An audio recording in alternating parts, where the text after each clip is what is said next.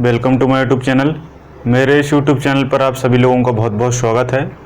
तो पिछली क्लास में हमने बेसिक चीज़ों को देख लिया था, है ना। जैसे बल में जैसे वेग क्या है, चाल क्या है, गति क्या है, त्वरण क्या है ना, मंदन क्या है, वेग परिवर्तन की दर को क्या कहते हैं, संवेग क्या है, और गति के जो नियम हैं उन पर भी हमने डिटेल से चर्चा कर ली थी।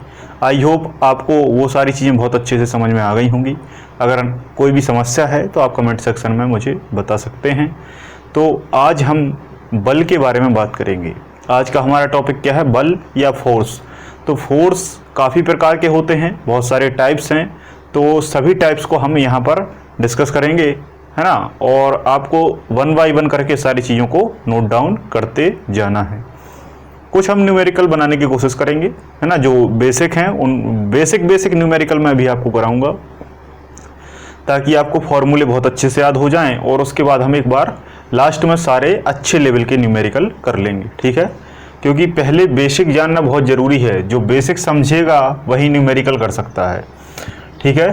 तो बल क्या है, बल या फोर्स हम इसे कैसे आइडेंटिफाई कर सकते हैं। बल की अगर हम बात करें तो बल का अगर एक शाब्दिक अर्थ देखा जाए तो बल का मतलब होता है एक प्रकार का धक्का। एक प्रकार का क्या होता है, धक्का या खिंचाव। कोई भी वस्तु पर जब आप बल लगाते हैं तो या तो वस्तु आगे की ओर मूव होती है, या पीछे की ओर मूव होती है, या वातावरण में कहीं भी मूव होगी, या ऐसा कह सकते हैं कि उसमें किसी भी प्रकार की गति उत्पन्न हो जाएगी। अगर कोई वस्तु विराम अवस्था में है और अगर आप उस पर बल लगाएंगे तो वस्तु कैसी हो जाएगी, गतिमान हो जाएगी। जैसा कि न्यूटन का प्रथम नियम कहता है कि कोई वस्तु अगर स्थिर है तो वो स्थिर ही रहेगी, अगर कोई वस्तु गतिमान है तो वो गतिमान ही रहेगी। कब तक, जब तक कि उस पर कोई बल आरोपित ना हो। जैसे ही बल आरोपित होता है और वस्तु क्या हो जाती है, मूव हो जाती है, विस्थापित हो जाती है। तो बल या तो एक प्रकार का धक्का हो सकता है या एक प्रकार का खिंचाव हो सकता है, क्योंकि खींचने पर भी बल लगता है और धक्का देने पर भी बल लगता है। सामान्य शब्दों में अगर कहें तो बल एक ऐसी प्रतिक्रिया है जो किसी भी वस्तु की अपनी पूर्व स्थिति को बदल देती है। पूर्व स्थिति या विराम अवस्था से गति अवस्था में, या गति अवस्था से विराम अवस्था में वस्तु को लाने में जो किया गया प्रयास है, और जिस प्रयास में कुछ ऊर्जा खर्च होती है वही क्या है, बल है ना। बल देखो, एक चीज याद रखो, बल लगाने के लिए ऊर्जा की आवश्यकता होती है, ठीक है। जैसे मान लो मेरा ये हाथ है, मेरे हाथ के अंदर जो मसल्स हैं इनमें ऊर्जा है। मेरे अंदर कौन सी ऊर्जा है ना, रासायनिक ऊर्जा भरी हुई है। मैंने इसी ऊर्जा के साथ इस वस्तु पर क्या लगाया, इस वस्तु पर मैंने एक धक्का लगाया या वस्तु को खींचा, ठीक है। तो काम किससे किया, मैंने ऊर्जा से किया। लेकिन जब ऊर्जा इस सतह से इस वस्तु की सतह पर आरोपित होगी तो इस प्रोसेस को हम क्या कहेंगे, इस प्रोसेस को हम बल कहेंगे। बात क्लियर है, ठीक है। अंदर जो उपस्थित होती है वो ऊर्जा होती है। उसी ऊर्जा से जब दूसरी वस्तु पर हम क्रिया करते हैं, दूसरी वस्तु पर जब क्रिया होती है तो वो बल कहलाता है। तो वो क्या कहलाता है, बल कहलाता है ना। या इसे हम खिंचाव कह सकते हैं, खींचने, या तो वस्तु को आप खींचेंगे या उसे धक्का देंगे, या वातावरण में वस्तु कहीं भी मूव हो सकती है, या गतिमान हो सकती है, या स्थिर हो सकती है, ठीक है।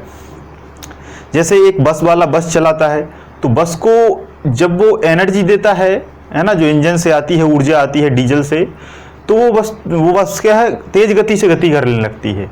जब तेज गति से गति करने लगती है, चूंकि क्या थी, विराम अवस्था में थी, गतिमान हो गई। अब बस बहुत तेज स्पीड से गतिमान है, उसको रोकना है तो ब्रेक के बल की सहायता ली जाएगी, और ब्रेक का बल लगेगा तो वस्तु गति से स्थिर अवस्था में आ जाएगी। तो दोनों अवस्थाओं में लाने के लिए बल की आवश्यकता होती है, और बल ऊर्जा से जनरेट होता है। और ऊर्जा क्या है, ये हम बायोलॉजी में बहुत अच्छे से पढ़ चुके हैं, ठीक है। आपको केवल याद ही रखना है कि जैसे मान लो बल जब किसी चीज पर लगेगा, बल जब भी किसी भी वस्तु पर लगेगा तो संसार में ऐसी कोई वस्तु नहीं है जिसका वजन नहीं है, या और सही शब्दों में कहें तो द्रव्यमान नहीं है। अब आप कहेंगे सर द्रव्यमान क्या है और वजन क्या है। वजन को हम भार भी कह सकते हैं, जिसे इंग्लिश में वेट भी कहा जाता है। और द्रव्यमान क्या है, देखो द्रव्यमान क्या होता है, पदार्थ की मात्रा होती है।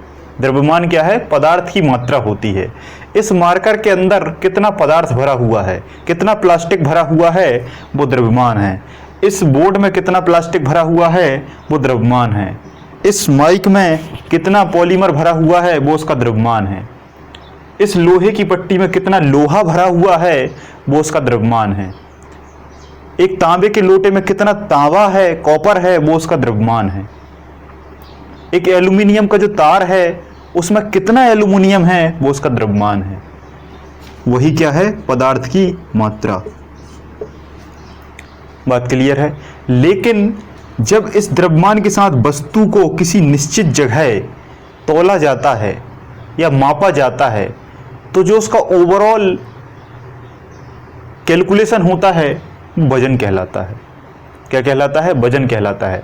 वजन हमेशा डिपेंड होता है गुरुत्वाकर्षण पर। किस पर, गुरुत्वाकर्षण पर। और गुरुत्वाकर्षण कहूं या मैं कहूं गुरुत्वीय त्वरण पर। किस पर डिपेंड होता है, गुरुत्वीय त्वरण पर। अब ये वजन कैसे निकलेगा, ये भार कैसे निकलेगा, तो ये भार अगर आपको निकालना है तो W बराबर जो उसका द्रव्यमान है उसमें जब गुरुत्वीय त्वरण का मल्टीप्लाई कर दिया जाता है तो उसका भार निकल के आता है। अभी मैं आगे आपको बताऊंगा कि गुरुत्वीय त्वरण क्या है। ठीक है, गुरुत्वाकर्षण बल हमारी पृथ्वी पर है, ये बात अभी आप जानते हैं। अभी मैं आगे और एक्सप्लेन करूंगा। लेकिन यही गुरुत्वाकर्षण गुरुत्वीय त्वरण को जनरेट करता है। कैसे, आगे मैं अभी सूत्र निगमित करके बताऊंगा। तो यही गुरुत्वीय त्वरण का मल्टीप्लाई जब आप द्रव्यमान से करते हैं, गुरुत्वीय त्वरण फिक्स होता है। इसका मान कितना है, 9.8 मीटर प्रति सेकेंड। 9.8 मीटर प्रति सेकेंड ये फिक्स है, ये हमारी पृथ्वी पर फिक्स है। जब इसका मल्टीप्लाई आप किसी वस्तु में कर देंगे, जैसे मान लो मार्कर है, मार्कर ये जितने वजन का है उसका मल्टीप्लाई जब आप इसमें कर दोगे, ठीक है, तो जो आपको कैलकुलेशन मिलेगा वो इसका क्या होगा, वजन होगा। आपने एक चीज पढ़ी होगी कि प्रत्येक वस्तु का जो वजन है वो अलग अलग ग्रहों पर अलग अलग होता है। ऐसा क्यों है, ऐसा इसलिए है क्योंकि वहां का गुरुत्वीय त्वरण क्या है, अलग है। जैसे आपने सुना होगा कि हमारा जितना वजन होता है या पृथ्वी पर जितनी भी वस्तुएं हैं, इन्हीं वस्तुओं को अगर चंद्रमा पर जाकर तौला जाएगा तो इनका वजन कितना हो जाएगा, 1/6 हो जाएगा। 1/6 हो जाएगा। अब आप कहेंगे 1/6 का मतलब क्या है। अगर जैसे मेरा वजन 60 किलो है यहाँ पृथ्वी पर 9.8 त्वरण लग रहा है, मतलब पृथ्वी अपनी ओर खींच रही है, इसलिए मेरा बल 60 किलो है। चंद्रमा पे पहुंचा, चंद्रमा पे ये बल कम है, ये बल कम है क्योंकि चंद्रमा छोटा है, तो कितना हो गया, 1/6 हो गया। मतलब 60 की जगह मेरा कितना हो जाएगा, 10 किलो वजन हो जाएगा चंद्रमा। मैं यही रहूंगा, इतना ही बड़ा रहूंगा मैं, मेरा शरीर हाइट लंबाई चौड़ाई सब इतना ही रहेगा। लेकिन वहां वजन आप तौलोगे तो 10 किलो हो जाएगा। क्यों हो जाएगा, क्योंकि चंद्रमा खींचता कम है, क्योंकि गुरुत्वीय त्वरण और पलायन वेग वहां का दोनों कम है। बात समझ में आई, खींचता कम है। जब खींचता कम है तो गैसें उड़ जाती हैं, जैसे पिछली क्लास में मैंने आपको समझाया था। तो क्लियर है, तो 1/6 हो जाता है। कहीं कहीं ये बहुत ज़्यादा भी हो जाता है ना, बृहस्पति वगैरह पर जाओगे तो बहुत बढ़ जाता है। तो आई होप द्रव्यमान और भार आपको समझ में आ गया होगा। भार हर एक ग्रह पर हर एक जगह बदलता है, भार हर एक ग्रह पर हर एक स्थान पर बदलता है, लेकिन द्रव्यमान जो है वो सदैव स्थिर रहता है। द्रव्यमान जो है वो सदैव स्थिर रहता है, ये कभी बदलता नहीं है। चाहे आप संसार में कहीं भी चले जाएं, पृथ्वी पर, मंगल पर, बृहस्पति पर, आकाश गंगा में, इवन आप स्पेस में भी रहेंगे तो आप उड़ते रहेंगे, इस तरीके से दीवार में टकराते रहेंगे, लेकिन फिर भी आपका द्रव्यमान वही रहेगा। ठीक है, तो किसी भी वस्तु को जब हम किसी वस्तु पर बल लगाएंगे तो निश्चित तौर पर उसका क्या होगा, कुछ ना कुछ द्रव्यमान होगा। इसी द्रव्यमान को इंग्लिश में मास कहा जाता है और m से डिनोट किया जाता है। जब आप इस वस्तु पर बल लगाएंगे, F लगाएंगे, बल लगाएंगे, तो ये वस्तु क्या होगी, यहाँ से मूव होगी। वेग क्या हो जाएगा, परिवर्तित हो जाएगा। वस्तु यहाँ से आ गई, यहाँ प्रारंभिक वेग u था, अंतिम वेग v हो गया। वस्तु पर आपने बल लगाया, मेरा ये हाथ है, मैंने वस्तु पर बल लगाया। जब वस्तु पर बल लगेगा तो वस्तु यहाँ से खिसक कर यहाँ आ जाएगी। वस्तु का प्रारंभिक वेग मान लो 5 था और अंतिम वेग मान लो 2 था, 2 किलोमीटर प्रति सेकंड था। तो यहाँ से प्रारंभिक वेग से अंतिम वेग पर आ गई। जब प्रारंभिक वेग से अंतिम वेग पर आएगी तो इसमें निश्चित तौर पर कुछ समय भी लगेगा, निश्चित तौर पर इसमें कुछ समय भी लगेगा। और अब आपको समझ में आ गया होगा, पिछली क्लास में मैंने आपको, देखो मैं यही कह रहा हूँ कि पिछले लेक्चर आपको रिवीजन के साथ, नोट्स के साथ क्लियर करते चलने पड़ेंगे, क्योंकि जैसे जैसे फिजिक्स आगे बढ़ेगी जितने पुराने पीछे के फॉर्मूले होंगे वो सब फॉरवर्ड होके आगे जुड़ते जाएंगे, लगते जाएंगे और आपके नए नए फॉर्मूले बनते जाएंगे। तो पिछली क्लास में मैंने आपको प्रारंभिक वेग भी समझा दिया था, त्वरण भी समझा दिया था, चाल, गति, दूरी, विस्थापन सब समझा दिया था। तो वस्तु यहाँ से विस्थापित यहाँ हो गई, यहाँ से विस्थापित जब यहाँ होगी तो कुछ समय भी लगेगा, और जब समय लगेगा तो ये प्रारंभिक वेग और अंतिम वेग के बीच लगेगा। तो आपको u, v और t के बीच में कोई संबंध दिख रहा है? बिल्कुल दिख रहा है। ये क्या होता है? ये बराबर u minus v upon T, ये फॉर्मूला बन गया। ये फार्मूला मैं आपको पहले ही बता चुका हूँ। a बराबर होता है त्वरण, है ना, a का मतलब होता है एक्सेलरेशन, प्रारंभिक वेग, अंतिम वेग माइनस और जितना समय लगा है। ठीक है, इसी को हम a से दर्शा देते हैं। ठीक है, a से दर्शा देते हैं। तो इस संपूर्ण प्रोसेस को हम पूरा न लिखकर यहाँ पर हम क्या लिख देते हैं? a लिख देते हैं। क्या लिख देते हैं? a लिख देते हैं। और लगा किससे है? F से लगा है। ठीक है, तो ये आपको एक फॉर्मूला बन गया, किसका? बल का। तो आपसे कभी भी पूछा जाए कि बल का फॉर्मूला क्या है, तब आप बताएंगे F equal to ma, F equal to ma, जहाँ F का मतलब होता है फोर्स और m का मतलब होता है मास और a का मतलब होता है त्वरण या एक्सेलरेशन। ठीक है, जब किसी वस्तु से बल लगाया जाता है तो बल किसी वस्तु पर लगाया जाएगा जिसका कुछ ना कुछ द्रव्यमान होगा, और जब द्रव्यमान होगा तो निश्चित तौर पर उसके वेग में परिवर्तन आएगा, और उसी को हमने त्वरण से दर्शा दिया, मतलब F equal to ma, F equal to ma। तो ये क्या है? बल का सूत्र है। अब आपसे कभी भी पूछ लिया जाए कि बल का फॉर्मूला क्या है तो आप बहुत अच्छे से बता सकते हैं। और अब इसी के आधार पर न्यूमेरिकल बन जाएंगे, इसी के आधार पर न्यूमेरिकल बन जाएंगे। बहुत सारे न्यूमेरिकल ले लो आप। जैसे मान लो कोई वस्तु है जो पृथ्वी पर उपस्थित है, पृथ्वी पर उपस्थित एक समान कोई वस्तु पृथ्वी पर 100 किलोग्राम की वस्तु, पृथ्वी पर 100 किलोग्राम की वस्तु एक निश्चित त्वरण के साथ आगे बढ़ रही है, एक निश्चित त्वरण के साथ आगे बढ़ रही है, जिसका त्वरण 10 मीटर प्रति सेकंड स्क्वायर है। जिसका त्वरण कितना है? 10 मीटर प्रति सेकंड स्क्वायर है। वस्तु पर लगा हुआ बल बताइए, वस्तु पर लगा हुआ बल बताइए। ठीक है, आप इनमें से कोई सा भी फार्मूला उठाकर देख लीजिए, कोई सा भी फार्मूला उठाकर आपके सामने जब न्यूमेरिकल आएगा तो उसमें 3 वैल्यू दी होंगी। इसमें पूछेगा तो 3 वैल्यू दी होंगी और इसमें पूछेगा तो 2 वैल्यू दी होंगी। आपको एक वैल्यू इसमें निकालना होगा, तो 2 वैल्यू आप रखेंगे और बहुत आसानी से आंसर आ जाएगा। बस खेल क्या है? फॉर्मूले को समझने का। फॉर्मूले आपने समझ लिए, उसकी वैल्यू समझ ली कि कहाँ पर किसकी वैल्यू रखी जाएगी। ये बेसिक पढ़ने से आएगा, ये आप डायरेक्ट न्यूमेरिकल करेंगे आपसे नहीं बनेगा। पहले आप बेसिक को बिल्कुल स्ट्रॉन्ग करिए जो मैं पढ़ा रहा हूँ, उसके बाद आपसे न्यूमेरिकल बहुत आराम से बनेंगे। देखो मैं बता रहा हूँ, माना कि 100 किलोग्राम की वस्तु है जिसका एक समान त्वरण 10 किलोमीटर प्रति सेकंड से वो आगे बढ़ रही है, जिस पर लगा हुआ बल बताइए। तो सीधी सी बात है, ये 100 किलोग्राम क्या हो गया? मास हो गया, है ना। ये हमने 100 रख दिया, त्वरण कितना है? 10 रख दिया, है ना। इसका आप इसमें मल्टीप्लाई कर दो, ये आ गया 1000 न्यूटन आएगा हमेशा। बल का मात्रक देखो, ये बहुत इंपॉर्टेंट है। ये देखो आजकल क्या हो रहा है कि चारों ऑप्शन वो एक से देता है। जैसे आपका 1000 आंसर निकल के आया तो चारों ऑप्शन 1000 के होंगे। एक में आपको 1000 किलोग्राम रहेगा, आप कहेंगे हाँ किलोग्राम था इसलिए किलोग्राम होगा, तो आप लगा देंगे, गलत हो जाएगा। बल हमेशा निकल के आएगा, हमेशा न्यूटन में। किस में निकल के आएगा? न्यूटन में। दूरी हमेशा आएगी मीटर में, ठीक है, या किलोमीटर में भी आ सकती है, तो आपको मीटर में बना के सॉल्व करना है। त्वरण हमेशा आएगा मीटर प्रति सेकंड में आएगा, मीटर प्रति सेकंड में आएगा। नहीं आया तो आपको कन्वर्ट करना पड़ेगा। समय आपको हमेशा सेकंड में रहेगा, मिनट में दिया है, घंटे में दिया है, तो आपको सेकंड में करके कैलकुलेट करना पड़ेगा। ठीक है, तो ये आपको समझना है। 1000 आ गया, न्यूटन आ गया। अभी न्यूटन कहाँ से आया? तो ये क्या है? मात्रक है ना। यहाँ मैंने लिख दिया है, बल का मात्रक क्या होता है? न्यूटन होता है। बल का मात्रक क्या होता है? न्यूटन होता है। अगर न्यूटन ऑप्शन में ना आए तो बल का मात्रक डाइन भी ऑप्शन में मिल सकता है ना। अब आप कहेंगे अलग अलग क्यों है? तो न्यूटन जो है वो एसआई पद्धति में है। एसआई का मतलब होता है स्टैंडर्ड ऑफ इंटरनेशनल, जो मैं आपको पिछली फर्स्ट क्लास में ये सारी चीज़ें समझा चुका हूँ।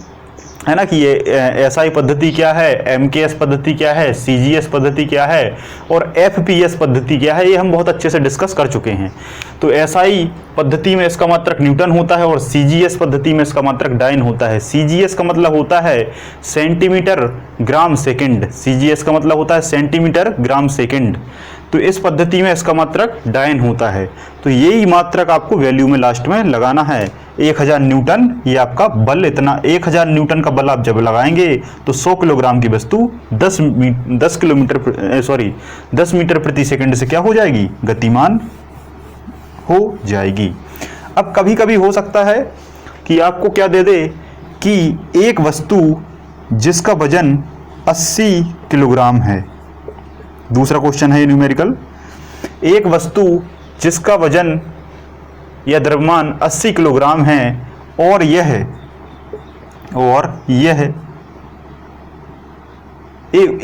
वस्तु एक निश्चित वेग से गतिमान है, और यह वस्तु, मैं पूरा नहीं लिख रहा, आप लिख लेना, और यह वस्तु एक निश्चित वेग से गतिमान है जिसका प्रारंभिक वेग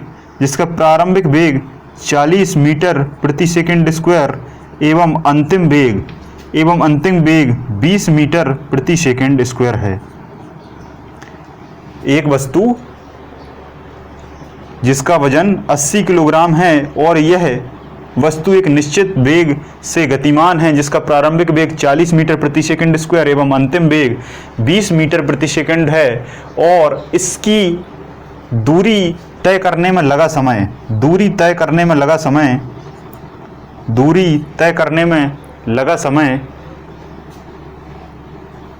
1/2 मिनट है।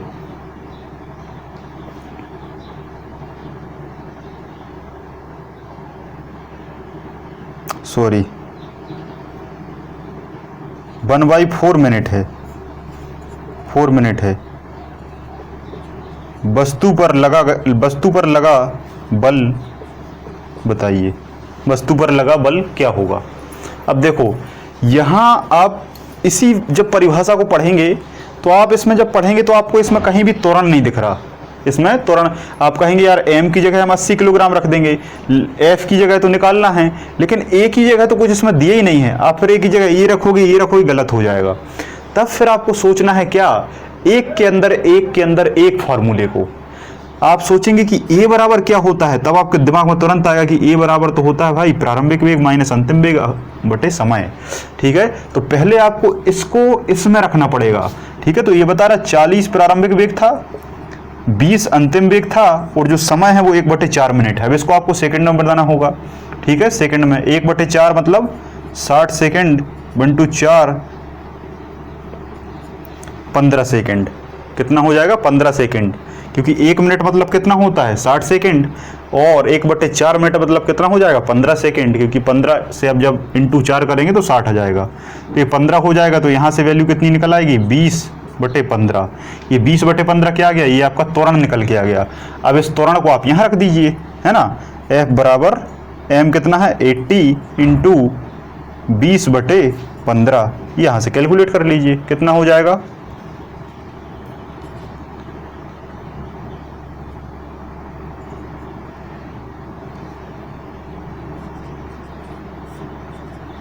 ये आ गया आंसर 320/3। अब आप इसको और कर लीजिए,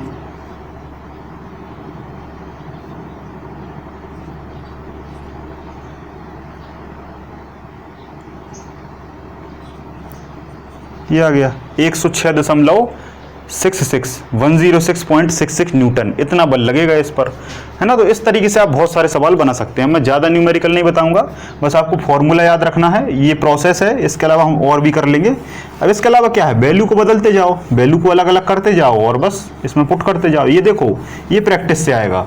पहले आपको बेसिक की प्रैक्टिस करनी पड़ेगी, फिर आपको न्यूमेरिकल की प्रैक्टिस करनी पड़ेगी। तो एक कोई सी भी बुक उठा के ले आइए आप, और उसमें जो 100 क्वेश्चन दिए होंगे अब आप उसको सॉल्व करिए। तो जब आप 10-50 क्वेश्चन सॉल्व करेंगे तब आपको फॉर्मूला भी अच्छे से याद हो जाएगा और सारी चीज़ें। तो बल का मात्रक न्यूटन होता है, डायन होता है, लेकिन इसकी यूनिट पूछे तो किलोग्राम मीटर सेकेंड स्क्वायर, ना, किलोग्राम मीटर सेकेंड स्क्वायर। अब अगर हम बल की बात करें तो बल कितने प्रकार के होते हैं, अगर आपसे बल के टाइप पूछे तब आपको मैं यहाँ टाइप बताता हूँ। बल बहुत सारे प्रकार के होते हैं। संपर्क बल, पेशी बल, असंपर्क बल, चुंबकीय बल, स्थिर वैद्युत बल, नाभिकीय बल, अभिकेंद्रीय बल, अपकेंद्रीय बल, घर्षण बल और गुरुत्वाकर्षण बल। इतने सारे बल होते हैं।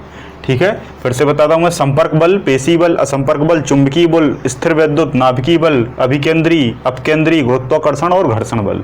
अब हम इनको एक एक करके 1 बाय 1 डिटेल से पढ़ते हैं, है ना, कि किस बल में क्या कहा गया है।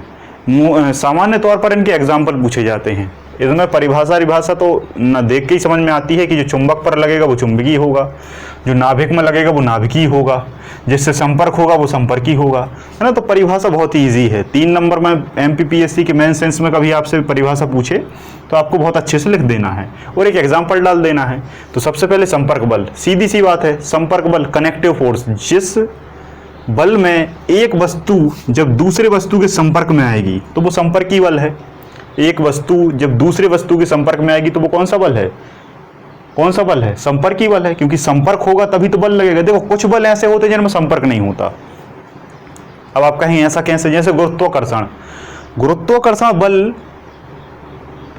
यहां से जब मैं इस ढक्कन को फेंकूंगा तो ये गुरुत्वाकर्षण बल लगातार लगता रहेगा। यहां जब हवा में रहेगा ये बीच में, तब भी इस पर गुरुत्वाकर्षण बल लगेगा। तो यहां पर बीच में कोई संपर्क नहीं है, लेकिन फिर भी इस पर बल लग रहा है। ये देखो, ये नीचे आ गया। नीचे क्यों आया? क्योंकि बल इसको नीचे की ओर खींच रहा है। ऐसा नहीं है कि अपने आप नीचे गिर रहा है, ये बल नीचे की ओर इसको खींच रहा है। तो संपर्क नहीं है फिर भी बल लग रहा है। ठीक है, तो ये क्या हो जाएगा? संपर्क बल। अब संपर्क बल में क्या हो जाएगा? कोई भी दिमाग लगा लो एग्जाम्पल। जैसे आप पत्थर को फेंक रहे हैं तो पत्थर और आपकी गद्दी, जो ये हथेली है, इसका क्या है? संपर्क है। आप पत्थर को, बड़े पत्थर को ऐसे ढकेल रहे हो, किसी मशीन को उठा रहे हो, ठीक है, या 2 मशीनें आपस में एक मशीन दूसरी मशीन को धक्का दे रही हो या खींच रही हो, तो कोई भी दो वस्तुओं का आपस में टकरा कर कार्य करना संपर्क बल कहलाता है। पेशी बल की बात करें, देखो इसमें भी संपर्क होगा, इसमें भी संपर्क होगा। ये संपर्क का ही एक प्रकार है, ये मान के चलो। पेशी में क्या होता है कि पेशी में एक तो वस्तु होगी, एक तरफ क्या होगा? जीव होगा। अब ये जीव कोई सा भी हो सकता है, ह्यूमन हो सकता है या अन्य कोई जीव हो सकता है, क्योंकि यही जीव किसको रिप्रेजेंट करेगा? पेशी को। पेशी को इंग्लिश में कहा जाता है मसल्स। क्या कहा जाता है? मसल्स। तो मसल्स कोई निर्जीव वस्तु में होती है क्या? मसल्स निर्जीव वस्तु में होती है। जैसे मैं कहूँ ये मार्कर और ये ढक्कन, ये आपस में लगा, तो इसमें कौन सा बल कार्य किया? संपर्क बल। लेकिन पेशी बल नहीं कह सकते। लेकिन जब मार्कर को मैंने यहाँ से इस हाथ से उठाया तो ये पेशी बल है, क्योंकि ये साथ में क्या है? पेशियां हैं। इस हाथ में क्या है? पेशियां हैं। एक डेल पहरी में क्वेश्चन आया था कि एक बाल्टी को जब ऊपर की ओर उठाया जाता है मानव द्वारा, तब इस पर कौन सा बल कार्यरत होता है? तब आप क्या लगाएंगे आंसर? पेशी बल। क्योंकि जब भी एक कांस्टेंट कोई भी जीव होगा तब उसमें पेशियां होंगी, और जब पेशियां होंगी तो पेशी उस पर कार्य करेंगी, तो वो पेशी बल होगा। जैसे एक मानव द्वारा वृक्ष को हिलाना, मानव जब वृक्ष को हिलाएगा तो मानव की क्या है? पेशी है, और पेशी से वृक्ष के ऊपर जब बल लगेगा तो वो बल उसको हिला देगा, तो वो पेशी बल होगा। ठीक है, बहुत सारे उदाहरण आप लिख सकते हो। बाल्टी को उठाना, मानव द्वारा कोई कार्य करना, ऐसे बहुत सारे।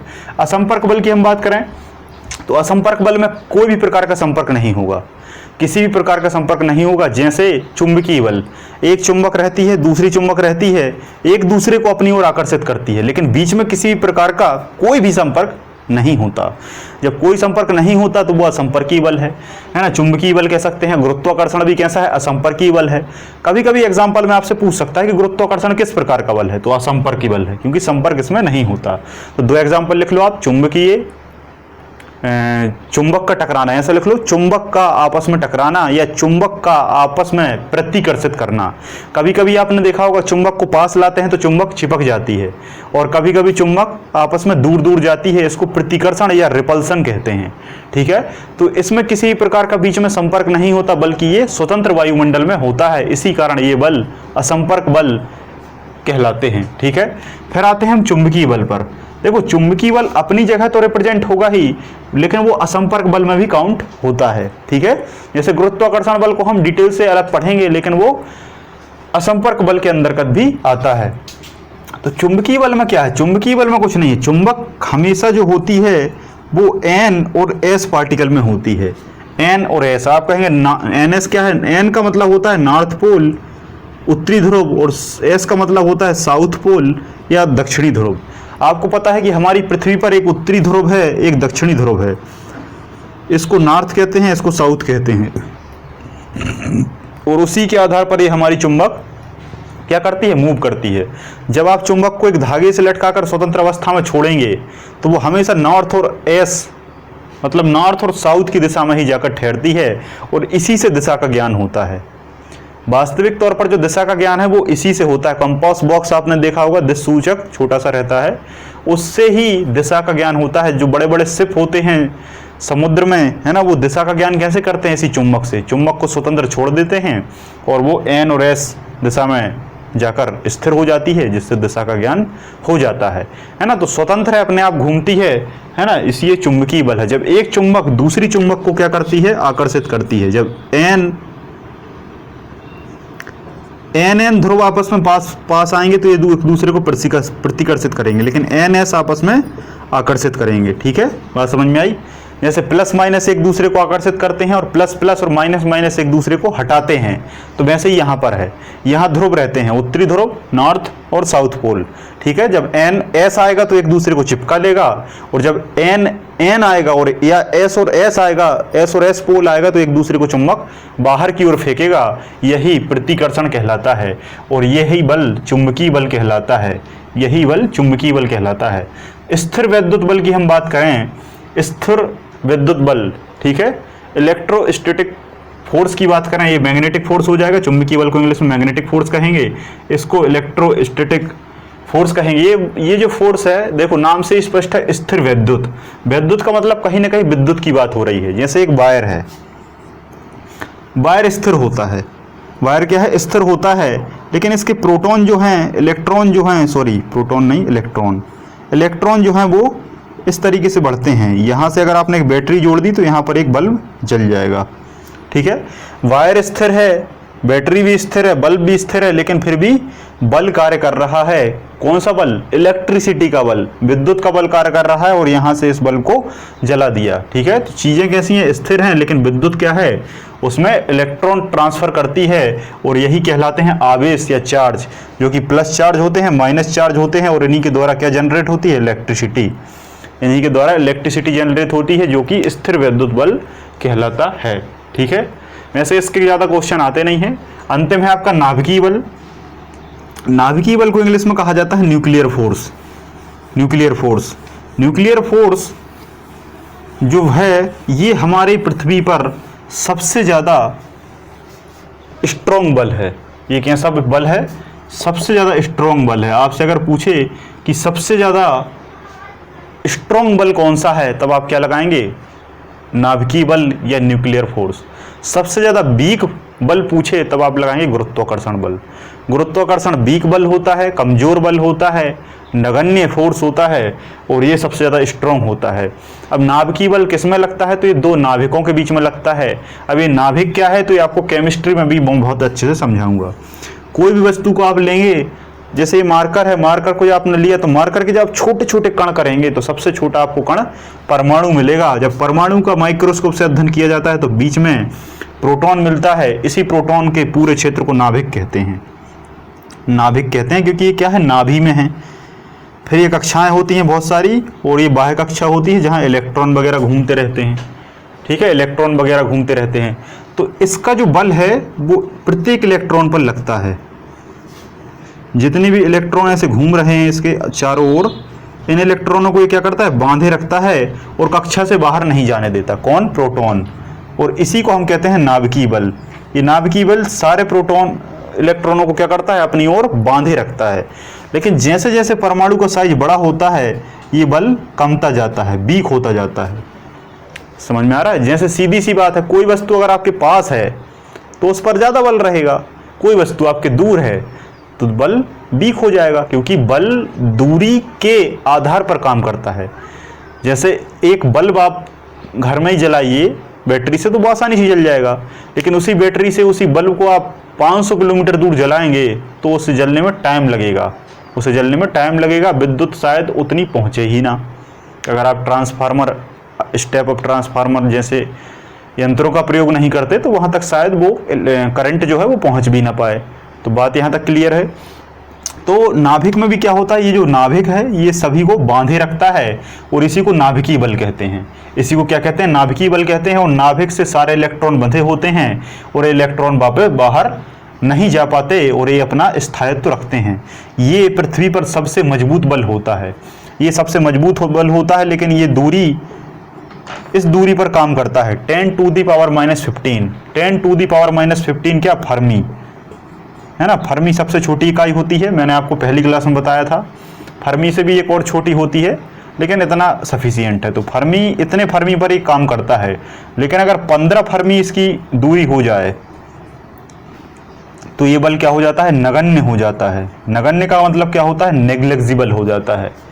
नगण्य का मतलब नेग्लेक्जिबल हो जाता है, कम हो जाता है, वीक हो जाता है, कम हो जाता है, वीक हो जाता है, कमजोर पड़ जाता है और इलेक्ट्रॉन इससे बाहर निकल जाते हैं।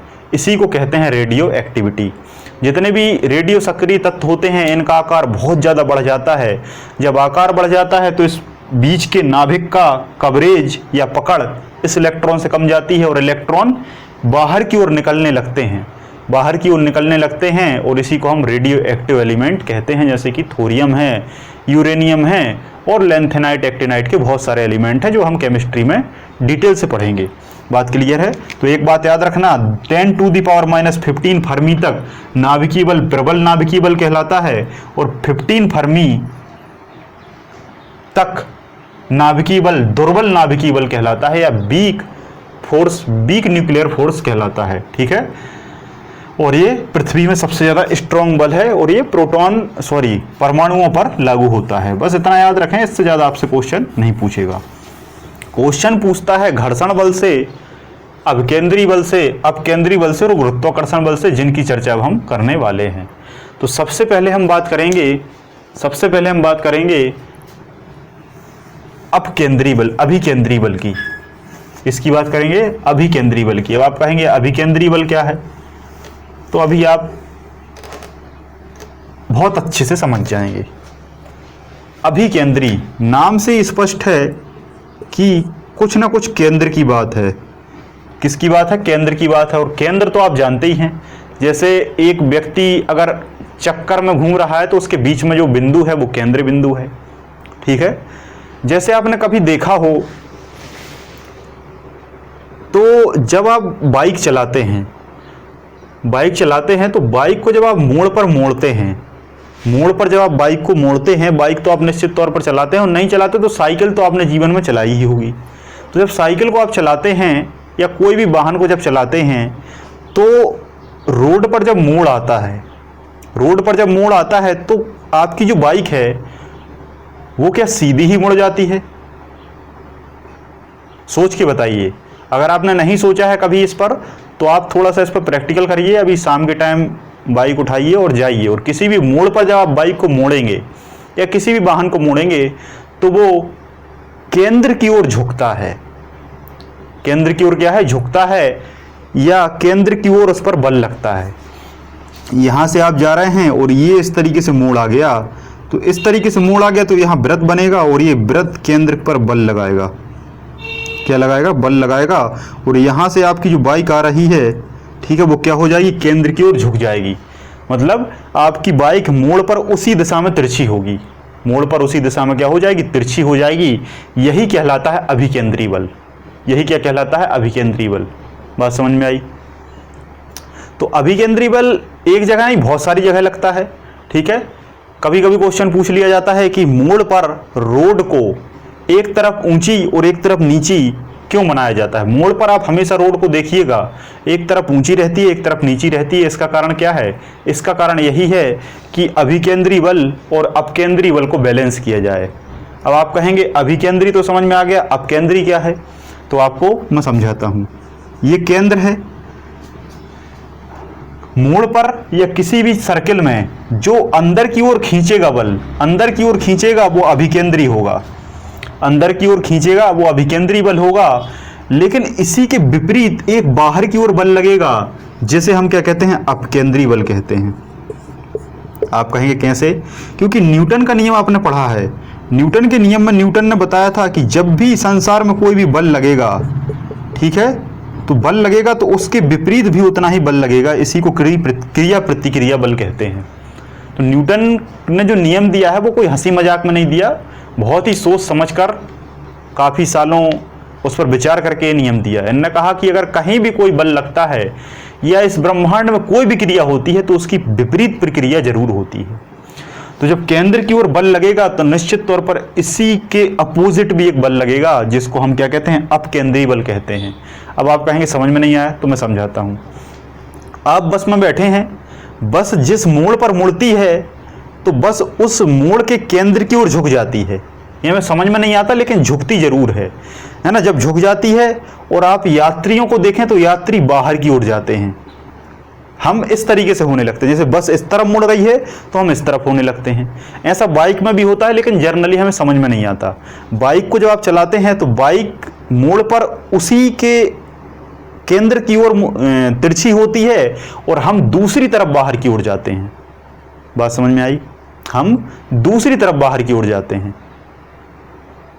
तो जो केंद्र की ओर गाड़ी पर बल लगता है वो अभिकेंद्री बल होता है, और जितने भी यात्री हैं जो बाहर की ओर जाते हैं, वो अपकेंद्री बल होता है।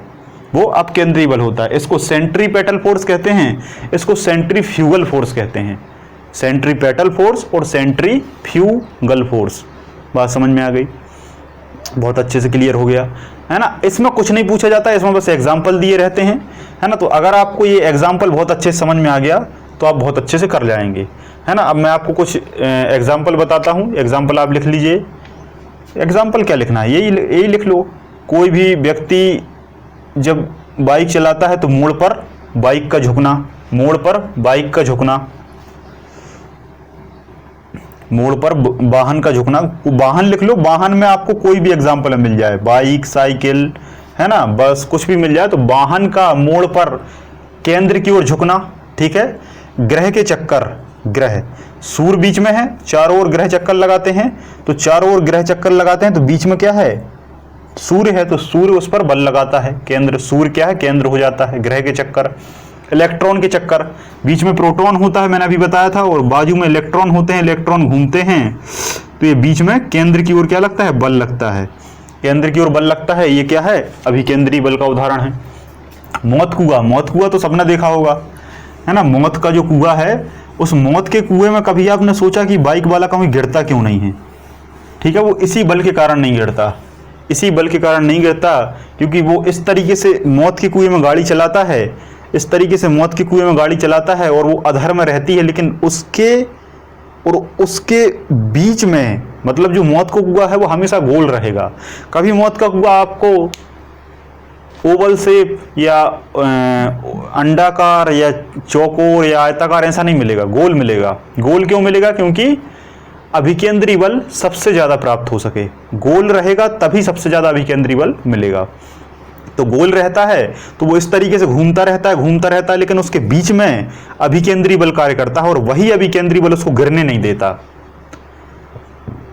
आपने देखा कि जैसे मान लो ये मौत कुआं की क्या है, रोड है, इस तरीके से, ये यहाँ पर फ्लैट है, लेकिन ये मान लो इस तरीके से मुड़ी हुई है। ये बाइक है, ये बाइक है। बाइक जब इस तरीके से चलती है, इस तरीके से चलती है, तो ये जो है, ये बाइक ऐसी गिरना चाहिए नीचे, लेकिन नहीं गिरती। क्यों नहीं गिरती? क्योंकि ये जो बाइक है और ये बाइक पर जो व्यक्ति बैठा है, इस व्यक्ति का यहाँ अधर में बीचों बीच यहाँ पर अभिकेंद्री बल लगता है, केंद्र में। यहाँ केंद्र है और इसके बीच में एक बल लगता है, जो कि इस बाइक को नीचे नहीं गिरने देता। अब देखो, केंद्र यहां बन गया, केंद्र यहां बन गया, यहां केंद्र से बल लग रहा है, तो यही केंद्र का बल इसको साधे रहता है, इसको नीचे नहीं जाने देता। बात समझ में आई? अब आप ध्यान से देखना, कभी मौत कुआं में जाओ तो बीच में आपको कुछ दिखाई नहीं देगा, बीच में कुछ दिखाई नहीं देगा, लेकिन उसी बीच में अभिकेंद्री केंद्र होता है, और उससे जो बल लगता है वो अभिकेंद्री बल होता है, जो कि बाइक पर लगता है और बाइक को नीचे नहीं जाने देता, गिरने नहीं देता। बात क्लियर है? ठीक है, तो बात आपको एग्जांपल समझ में आ गई हुई। तो मौत का कुआं। अब कुछ अपकेंद्री के उदाहरण लिख लो। अपकेंद्री बल, अपकेंद्री बल। ठीक है, अपकेंद्री बल में एग्जाम्पल लिखो, वॉशिंग मशीन, वॉशिंग मशीन से कपड़े साफ होना, वॉशिंग मशीन से कपड़े साफ होना। एक बात याद रखना, वॉशिंग मशीन जो है ये अपकेंद्रण पर काम करती है, क्योंकि वॉशिंग मशीन में कपड़े को इस तरीके से घुमाया जाता है तो बाहर के जो कण हैं वो बाहर फेंक जाते हैं, जितने भी जो मैल के कण होते हैं, धूल के डस्ट के कण होते हैं, वो कपड़े से बाहर निकल जाते हैं। तो बाहर की ओर जब भी फेंकते हैं तो वो अपकेंद्री बल होता है। कौन सा बल होता है? अपकेंद्री। तो अपकेंद्री बल में आप वॉशिंग मशीन लिख लो, है ना। ड्रायर, ड्रायर होता है ना, ड्रायर, तो ड्रायर से आप कपड़े सुखाते हैं, ड्रायर से कपड़े सुखाना, ये भी अपकेंद्री बल पर काम करता है। अब आप कहेंगे क्यों, गोल गोल घूमता है तो अभिकेंद्री होना चाहिए? नहीं, गोल गोल तो घूमता है, लेकिन इसमें क्या होता है, कपड़े को जब गोल गोल घुमाते हैं तो कपड़े से बाहर की ओर धूल के कण निकल जाते हैं, बाहर की ओर निकलेंगे, अपकेंद्री है। पानी बाहर की ओर निकल जाता है, कपड़ा सूख जाता है, अपकेंद्री है। ठीक है। या कभी आपसे ये पूछ ले कि मोड़ पर वाहन केंद्र की ओर झुकता है लेकिन व्यक्ति केंद्र के अपोजिट साइड गिर जाता है, क्यों? तब आप लगाएंगे अपकेंद्री बल, क्योंकि वाहन का केंद्र की ओर झुकना अभिकेंद्री है, लेकिन व्यक्ति का बाहर की ओर जाना अपकेंद्री बल है। व्यक्ति बाहर की ओर फेंकता है अपकेंद्री बल के कारण। बात क्लियर है? समझ में आया? ऊपर ऊंची रोड बनाई जाती है अपकेंद्री बल को कम करने के लिए, ताकि लोग गिर ना पाएं। कपड़े सुखाना, एक मोस्ट आईएमपी, दूध से आइसक्रीम बनाना, दूध से आइसक्रीम बनाना, ये एग्जाम्पल बहुत बार पूछा गया है बहुत सारे एग्जाम में, इसे वेरी वेरी मोस्ट डाल लेना। वॉशिंग मशीन वाला भी कई बार आ चुका है, दूध से आइसक्रीम बनाना या दूध से क्रीम निकालना, दूध से क्रीम निकालना, दूध से आइसक्रीम बनाना, जो भी आप ऑप्शन मिल जाए आपको। ब्रेक डांस, आप ब्रेक डांस वाला झूला होता है ना, तो ब्रेक डांस वाले झूले में भी यही बल कार्य करता है। ठीक है, तो आई होप आपको ये समझ में आ गया होगा सारी चीज़ों को। बस आपको इसमें एग्जाम्पल लिखना और कुछ नहीं, बस इसमें एग्जाम्पल आते हैं और कुछ नहीं आता। वॉशिंग मशीन और ये एग्जाम्पल काफ़ी बार पूछा गया है। तो अभिकेंद्री बल आपने समझ लिया। अब हम पढ़ते हैं घर्षण बल। जो घर्षण बल है, अब ये घर्षण क्या है? बल लगाते हैं तो बल किसी वस्तु पर लगाते हैं और वस्तु कहीं ना कहीं रखी होती है, वस्तु कहीं ना कहीं रखी होती है, जिस सतह पर रखी होती है यही सतह, और इस वस्तु की सतह के बीच में जो ग्रिप लगती है यही क्या कहलाता है? घर्षण कहलाता है। यही क्या कहलाता है? घर्षण कहलाता है। समझ में आया? नहीं आया? समझो फिर से। जैसे इस वस्तु पर मैंने धक्का दिया, जब धक्का दिया तो ये तल की सतह और इस वस्तु की जो सतह है इसके बीच में जो स्लिप होगा, इसके बीच में जो ग्रिप लगेगी, वही क्या है? घर्षण है। बात समझ में आई? तो आपको घर्षण समझ में आ गया है ना। घर्षण का मतलब कुल मिलाकर सीधी भाषा में, परिभाषा में मैं कहूँ तो किसी भी एक वस्तु का दूसरी वस्तु, किसी भी एक वस्तु की सतह का दूसरी वस्तु की सतह पर, किसी एक वस्तु की सतह का दूसरी वस्तु की सतह पर घर्षण, फिसलन, रगड़न या स्पर्श या फिसलना, कुछ भी कहें तो वो क्या है? घर्षण है। जैसे मैं चलता हूं तो मेरा पैर और मेरी धरती के बीच में जो संपर्क है वो घर्षण है। अगर घर्षण ज़्यादा होगा तो मैं अच्छे से चल पाऊंगा, घर्षण कम होगा तो मेरा पैर इस तरीके से फिसलने लगेगा और मैं गिर जाऊंगा, है ना। केले के छिलके पर हम गिर जाते हैं, क्यों? क्योंकि घर्षण कम हो जाता है। घर्षण का मतलब क्या है? रोकना, है ना। एक शब्द में अगर कहूँ, घर्षण का मतलब होता है रोकना। कोई भी वस्तु अगर रखी है, जैसे ये वस्तु रखी है तो इसमें घर्षण सबसे ज़्यादा है। ये वस्तु जैसे ही आगे बढ़ेगी घर्षण कम होने लगेगा, घर्षण कम होने लगेगा। ठीक है, तो बात समझ में आई? किन्हीं भी दो वस्तुओं के बीच में जो घर्षण लगता, जो स्लिप होता है वो घर्षण है। अब इसके बहुत सारे उदाहरण हैं। एक होता है स्थितिक घर्षण। क्या होता है? स्थितिक घर्षण। स्थितिक घर्षण का मतलब क्या है? स्थितिक घर्षण का मतलब है जो वस्तु स्वतंत्र रूप से रखी हुई है स्थिति में। जैसे ये वस्तु ये रखी है, ये रखी है, ये रखी है, ये जब रखी है तो इस पर सबसे ज़्यादा घर्षण है। जब वस्तु चलती है तो घर्षण कम हो जाता है। नहीं आया समझ में? समझो। जैसे मान लो एक बाइक है, बाइक अगर खड़ी है तो बाइक का घर्षण बहुत ज़्यादा है। किसके सापेक्ष? ज़मीन के सापेक्ष। लेकिन बाइक को हम जैसे ही बढ़ाते हैं और घर्षण कम होने लगता है, घर्षण कम होने लगता है और बाइक फिसलने का डर रहता है। बाइक की स्पीड जैसे जैसे आप बढ़ाते जाते हैं, लगातार बढ़ाते जाते हैं, और आपको ऐसा लगने लगता है कि कहीं ना कहीं बाइक अब फिसलने वाली है। क्यों फिसलने वाली है? क्योंकि ज़मीन और बाइक के टायर के बीच का जो घर्षण है वो धीरे धीरे कम होता जाता है। इसलिए टायर पर जो ग्रिप होते हैं वो बहुत बड़े बड़े बनाए जाते हैं। जैसे कि ट्रैक्टर वगैरह में आपने देखा होगा, बहुत बड़े बड़े ग्रिप होते हैं ताकि घर्षण ज़्यादा मिले। कभी आपने देखा है जब आपकी गाड़ी 100 के ऊपर जाती है तो आपका जो शरीर है वो हल्का होने लगता है, गाड़ी भी हल्का होने लगती है, और ज़मीन से जो गाड़ी पर संपर्क है, जो घर्षण है वो भी कम होने लगता है, और फिर एक इतनी ज़्यादा स्पीड आ जाती है कि बाइक ऐसा लगता है कि हवा में चलने लगी है। तो स्पीड ज़्यादा होती है तो घर्षण धीरे धीरे कम हो जाता है। बात क्लियर है? इसी सिद्धांत पर वायुयान भी काम करता है। वायुयान का पहले घर्षण ज़्यादा रहता है, लेकिन वायुयान की जब स्पीड बहुत ज़्यादा हो जाती है तो उसका घर्षण कम हो जाता है और फिर उसे ऊपर उठाने में सहायता मिलती है और ऊपर उठ जाता है। ठीक है, तो आपको स्थैतिक घर्षण में बस एक चीज़ लिखनी है कि स्थैतिक घर्षण जो है इसका मान सर्वाधिक होता है।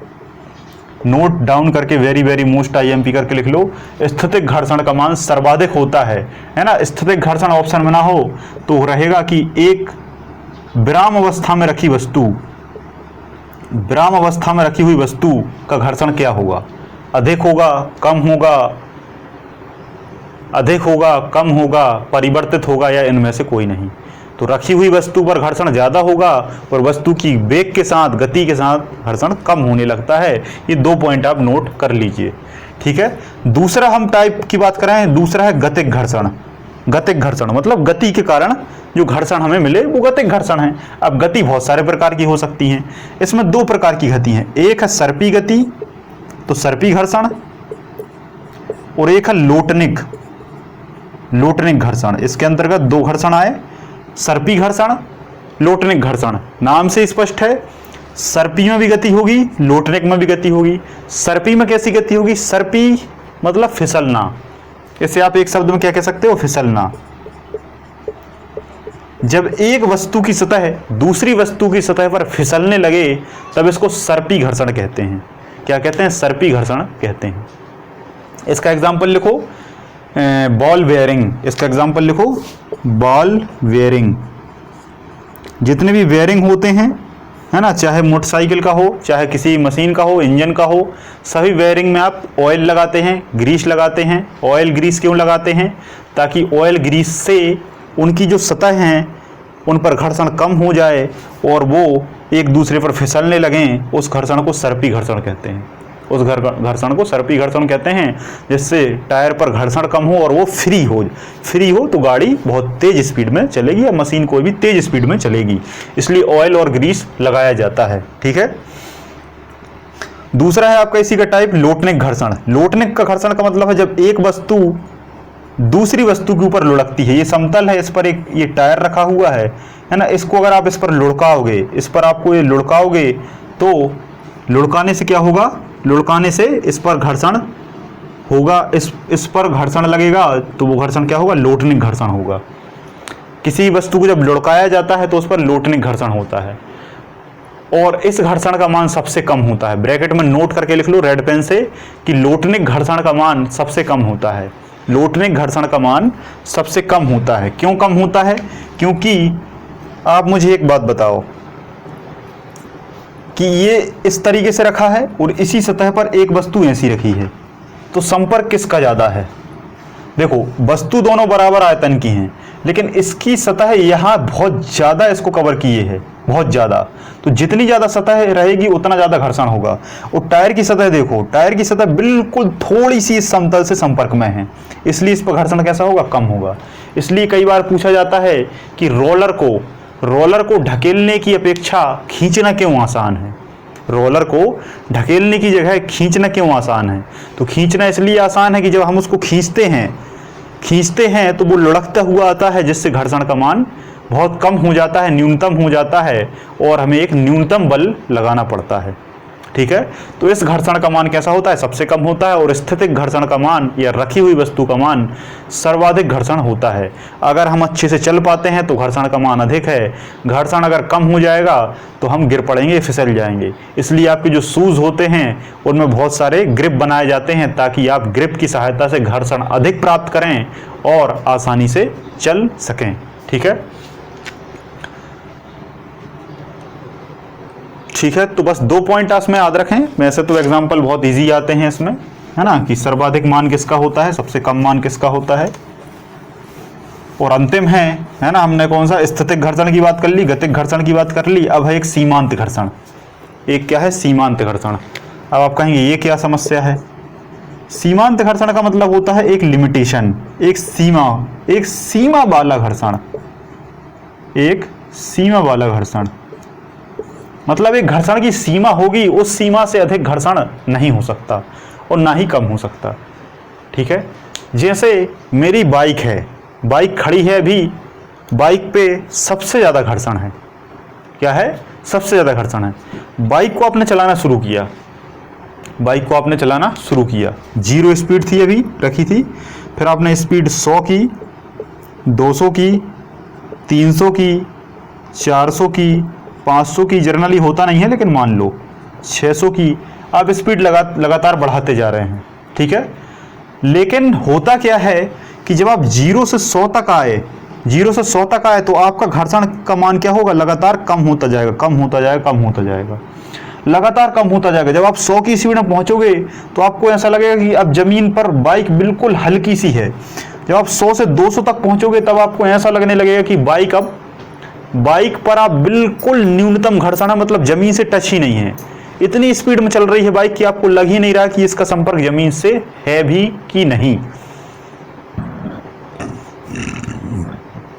और एक न्यूनतम घर्षण बचेगा। लेकिन इसके बाद फिर आप चाहे 300, 400, 500, 600, 700 कहीं तक जाइए, इतने घर्षण से ना घर्षण ज़्यादा होगा ना घर्षण कम होगा, ना घर्षण ज़्यादा होगा ना घर्षण कम होगा। मतलब इसका अर्थ ये है सीधा सा कि घर्षण का मान भी एक निश्चित सीमा तक कम होता है। 0 से आप चले तो लगभग 100 या 200 तक की स्पीड तक घर्षण का मान कम होगा, लेकिन 200 की स्पीड के बाद घर्षण का मान इतना कम हो जाएगा कि फिर 200 से आप 200, 300, 400, 500, 600, 800, 1000 कितने भी चले जाएं, लेकिन उतना घर्षण का मान रहेगा, ना उससे कम होगा ना उससे ज़्यादा होगा।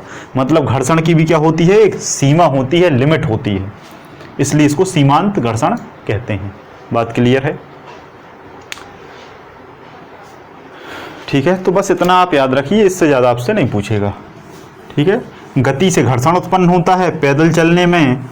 अब आपसे एग्जाम्पल देगा कि भाई बहुत सारे एग्जाम्पल आपको दे देगा और आपसे पूछेगा कि कौन सा घर्षण है, तब आपको बता देना है। लुढ़कने में लोटने घर्षण होगा, फिसलने में हमेशा सर्पी घर्षण होगा, जो बेरिंग वगैरह होते हैं जिनमें ग्रीस ऑयल लगाया जाता है वो सब सर्पी घर्षण होते हैं। जो वस्तु रखी है, नाम से स्पष्ट है, स्थितिक घर्षण है। जो वस्तु गतिमान है, गतिक घर्षण है। और सीमांत घर्षण जिसकी निश्चित सीमा हो, है ना। तो कई बार पूछता है कि पैदल चलने में घर्षण कम होना चाहिए या अधिक होना चाहिए, निम्न कथन पर स्पष्ट करिए। तब आप क्या आंसर लगाएंगे कि घर्षण जितना अधिक होगा उतने अच्छे से हम पैदल चल सकेंगे, घर्षण जितना कम होगा व्यक्ति सतह पर फिसलेगा, है ना। कई बार पूछता है कि शूज में ग्रिप क्यों बनाए जाते हैं, तो घर्षण बढ़ाने के लिए। टायर पर ग्रिप क्यों बनाए जाते हैं, तो घर्षण बढ़ाने के लिए। ठीक है, किसी भी चीज पर अगर ग्रिप बनाई गई है तो उसका एक ही मतलब है, घर्षण को बढ़ाया जा सके ताकि घर्षण अधिक हो और स्टेबिलिटी ज़्यादा प्राप्त हो सके। तो बात क्लियर है। चिकनी सतह होगी, पूछा जा सकता है कि वस्तुओं की चिकनी सतह पर घर्षण कैसा होगा, तो घर्षण का मान कम हो जाएगा जिससे वस्तु फिसलेंगी। अब आज का हमारा लास्ट है गुरुत्वाकर्षण बल। सारे बल हमने पढ़ लिए हैं, अब लास्ट में है पढ़ना है गुरुत्वाकर्षण बल। ठीक है, गुरुत्वाकर्षण बल। एक बात याद रखना, गुरुत्वाकर्षण बल तो लोग पढ़ लेते हैं, लेकिन इसमें भी बहुत सारी चीजें हैं। गुरुत्व अलग होता है, गुरुत्वाकर्षण अलग होता है, गुरुत्वाकर्षण बल अलग होता है, और सर्वात्रिक गुरुत्वाकर्षण अलग होता है। ये चारों चीजें हैं। कुछ लोग इसको एक ही समझते हैं, एक ही पढ़ लेते हैं, लेकिन अलग अलग है। गुरुत्व अलग होता है, गुरुत्वाकर्षण अलग है, गुरुत्वाकर्षण बल अलग है, और सर्वात्रिक गुरुत्वाकर्षण अलग है। इन चारों में अंतर क्या है तो समझिए। गुरुत्व का इंग्लिश में मतलब होता है ग्रेविटी। क्या मतलब होता है? ग्रेविटी। और इसकी अगर आपसे परिभाषा पूछे तब आप लगाएंगे कि एक पिंड का दूसरे पिंड की ओर आकर्षण, एक पिंड का दूसरे पिंड की ओर आकर्षण, या सामान्य भाषा में दो पिंडों का आकर्षण क्या है? गुरुत्व है। दो पिंडों का आकर्षण क्या है? गुरुत्व है। ठीक है, लिख लो इसको, पहले हेडिंग डालो गुरुत्व, डैश करके लिखो दो पिंडों का आकर्षण क्या है? गुरुत्व है। फिर लिखो गुरुत्वाकर्षण। गुरुत्वाकर्षण में क्या लिखोगे? गुरुत्व द्वारा उत्पन्न गुण। गुरुत्व द्वारा उत्पन्न गुण गुरुत्वाकर्षण है। गुरुत्व द्वारा उत्पन्न गुण गुरुत्वाकर्षण है। बात समझ में आ रही है? देखो होता क्या है कि इन्हीं छोटी छोटी चीजों से वो क्वेश्चन दे देता है और हम फंस जाते हैं। हमें लगता है कि अरे एक ही तो है, कोई सा भी लगा दो, लेकिन मामला बिगड़ जाता है। आपको छोटी से छोटी चीजें याद रखनी पड़ेंगी। ठीक है, तो बिल्कुल बहुत बारीक अंतर है। दो पिंडों के बीच आकर्षण गुरुत्व है। दो पिंडों के बीच गुरुत्व के कारण उत्पन्न गुण जो है वो गुरुत्वाकर्षण है। गुरुत्व से उत्पन्न जो गुण है वो गुरुत्वाकर्षण है, और गुरुत्व के द्वारा उत्पन्न गुण के कारण लगने वाला बल गुरुत्वाकर्षण बल है। बात समझ में आई? नहीं आई? फिर से समझो। दो पिंडों के बीच आकर्षण गुरुत्व है, इसी गुरुत्व से उत्पन्न गुण गुरुत्वाकर्षण है, और इसी गुरुत्व के द्वारा उत्पन्न गुण से लगने वाला बल गुरुत्वाकर्षण बल है। और सर्वात्रिक गुरुत्वाकर्षण बल का मतलब होता है जो सभी जगह एक समान रूप से, एक समान स्थिति में, एक समान मान के साथ, एक समान सभी वस्तुओं पर लगने वाले बल को गुरुत्वाकर्षण बल कहते हैं। ऐसा बल गुरुत्वाकर्षण बल नहीं होगा जिसका मान बदलता रहे। मान हमेशा एक होगा, हर एक वस्तु पर एक लगेगा, एक समान लगेगा, एक समय में लगेगा, बिल्कुल सेम रहेगा।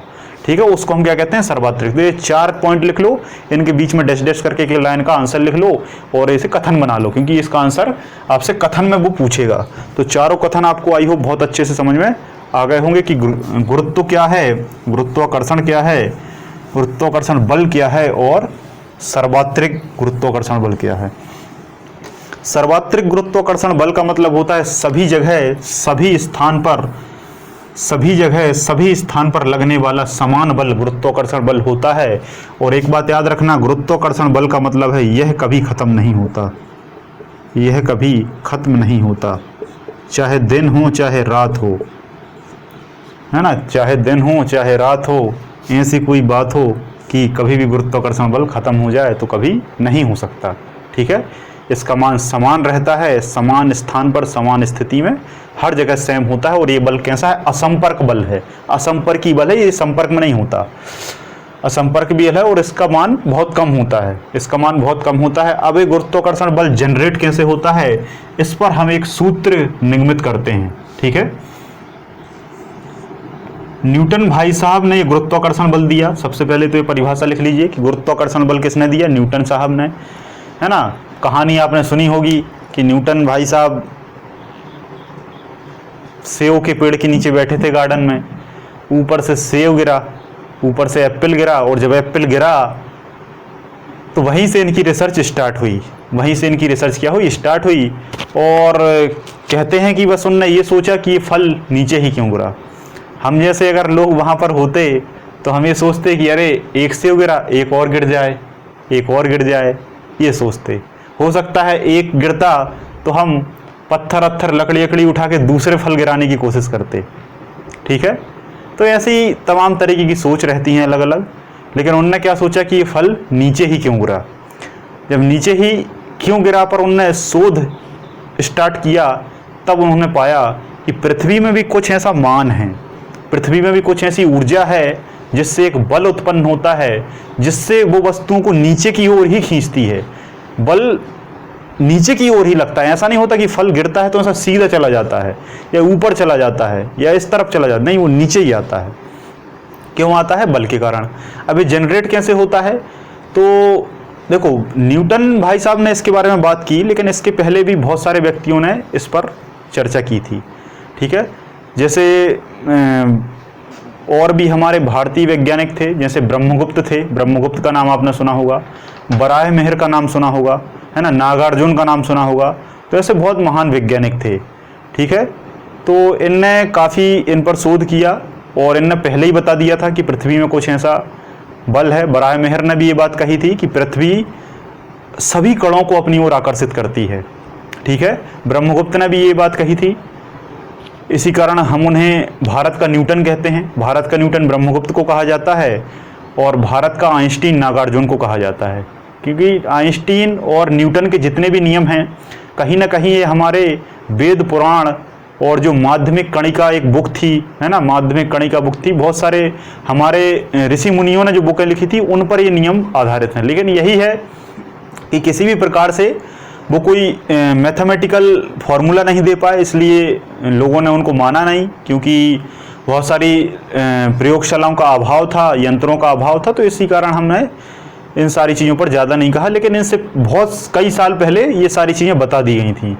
तो न्यूटन ने भी यही कहा, लेकिन न्यूटन ने क्या कहा, न्यूटन ने पृथ्वी को तो छोड़ो, संपूर्ण ब्रह्मांड में जितने भी पिंड हैं उन सभी को आधार मानकर ये बात कही कि ब्रह्मांड में कोई भी पिंड हो, कोई भी पिंड हो,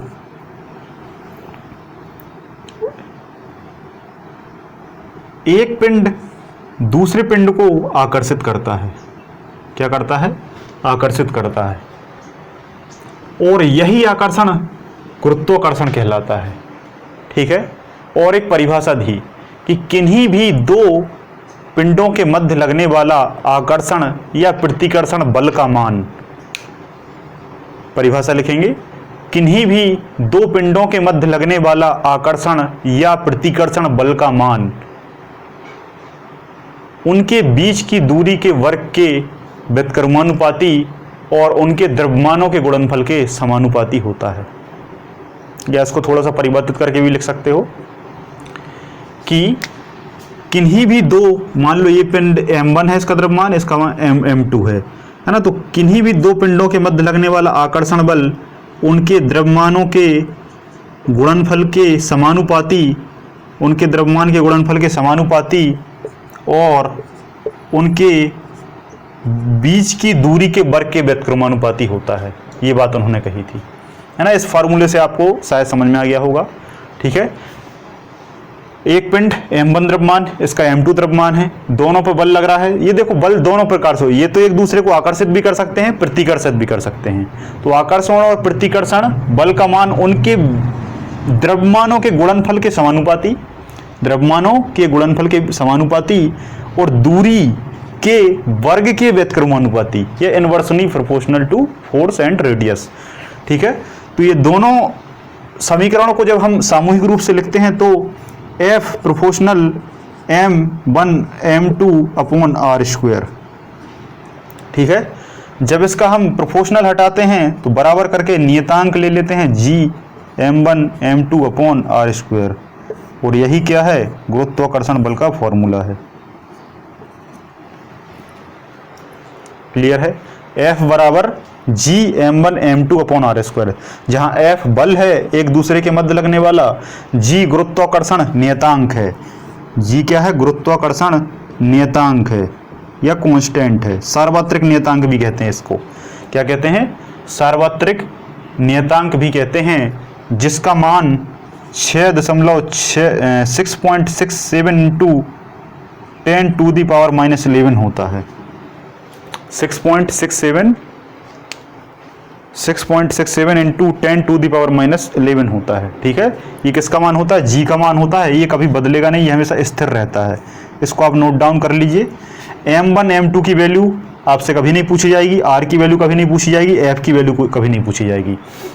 आपसे बस यही वैल्यू पूछी जाएगी। क्यों पूछी जाएगी? क्योंकि ये फिक्स होती है, ये कभी बदलती नहीं है। ये कांस्टेंट वैल्यू है, नियतांक वैल्यू है, स्थिरांक है ये। ठीक है, तो आपको क्या होगा न्यूमेरिकल में कुछ नहीं करना, लाखों प्रकार के न्यूमेरिकल बना लेना, कुछ ही बना लेना, है ना। न्यूमेरिकल में से आपको 3 चीजें दी होंगी और चौथी चीज पूछ लेगा। 3 चीजें दी होंगी, चौथी चीजें पूछ लेगा। और इस फॉर्मूले में मुझे बता दो, डिवाइड और मल्टीप्लाई के अलावा कुछ नहीं है। बस आपको m1 और m2 का मल्टीप्लाई करना है और r से क्या करना है? स्क्वायर करके डिवाइड कर देना है, आपका बल प्राप्त हो जाएगा। बल दिया रहेगा, दूरी निकल आएगी, दूरी दी होगी, द्रव्यमान निकल आएगा। कुछ नहीं करना है। 1-2 एग्जांपल में बता देता हूं आपको। ये क्लियर हो गया? ये क्लियर हो गया, m1 m2 r स्क्वायर और आपका f। ठीक है,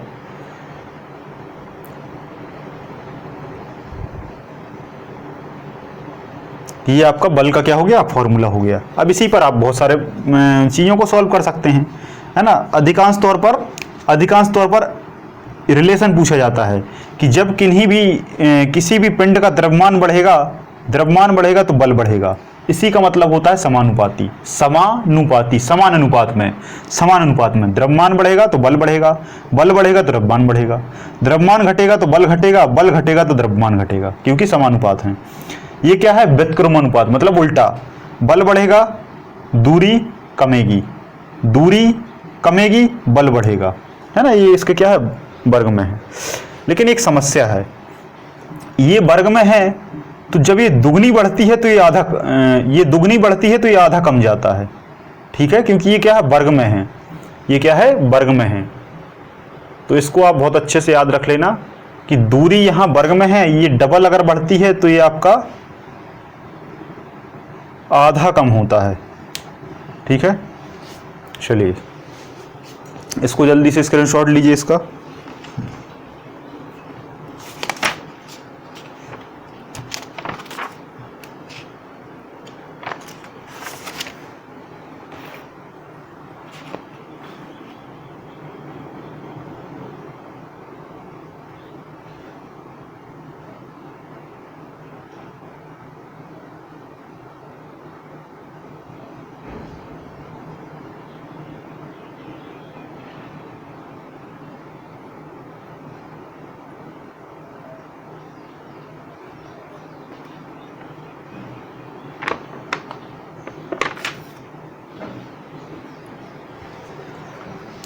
दूरी जब बढ़ती है ना तो बल क्या हो जाता है, 1/4 होता है। बल क्या होता है, 1/4 होता है। कैसे, एक एग्जांपल से आप बहुत अच्छे से नोट कर लीजिए। जैसे मान लो 100 किलोमीटर की दूरी है और 100 न्यूटन का क्या है, बल लग रहा है। 100 किलोमीटर की दूरी है और 100 न्यूटन का बल लग रहा है। जब ये 100 से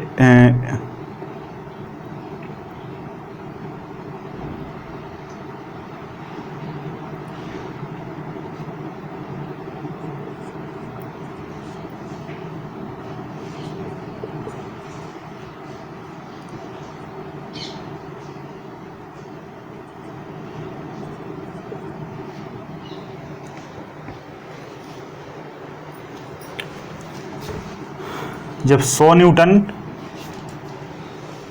किलोमीटर अगर दूरी है और 100 न्यूटन बल है, 100 न्यूटन बल है तो ये 1/4 हो जाता है। क्या हो जाता है, 1/4 हो जाता है। 1/4 हो जाता है। कैसे हो जाता है 1/4 दूरी का, जैसे मान लो 100 किलोमीटर की दूरी है, दूरी कितनी हो जाएगी, ये वर्ग में है तो इसको वर्ग कर दीजिए आप। कितना हो गया, 10,000 हो गया। 10,000 का आप क्या करेंगे, 10,000 का क्या करेंगे, 1/4 करेंगे। 1/4 जब आप करेंगे तो ये 4 से कटेगा 25 बार, 2500 हो जाएगा, है ना। 2500 तो न्यूटन कितना हो जाएगा, 2500 न्यूटन क्या हो जाएगा, बल हो जाएगा, है ना। और इसी 25 को अगर आप 4 से करेंगे इंटू, तो 25 चौको 100, ये दूरी निकल के आ जाएगी 10,000, ठीक है। तो ये कितना हो जाता है, 1/4 हो जाता है।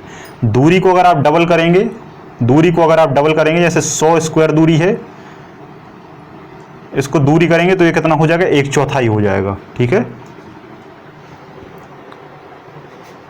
या फिर ऐसा भी कह सकते हो कि जैसे 100 किलोमीटर की दूरी को जब आप 200 किलोमीटर की दूरी करेंगे, 200 किलोमीटर की दूरी करेंगे, ये 100 से अगर 200 किलोमीटर की दूरी आप बढ़ा देंगे किसी भी पिंड के बीच, तो ये 100 से 25 न्यूटन बल हो जाएगा, 1/4।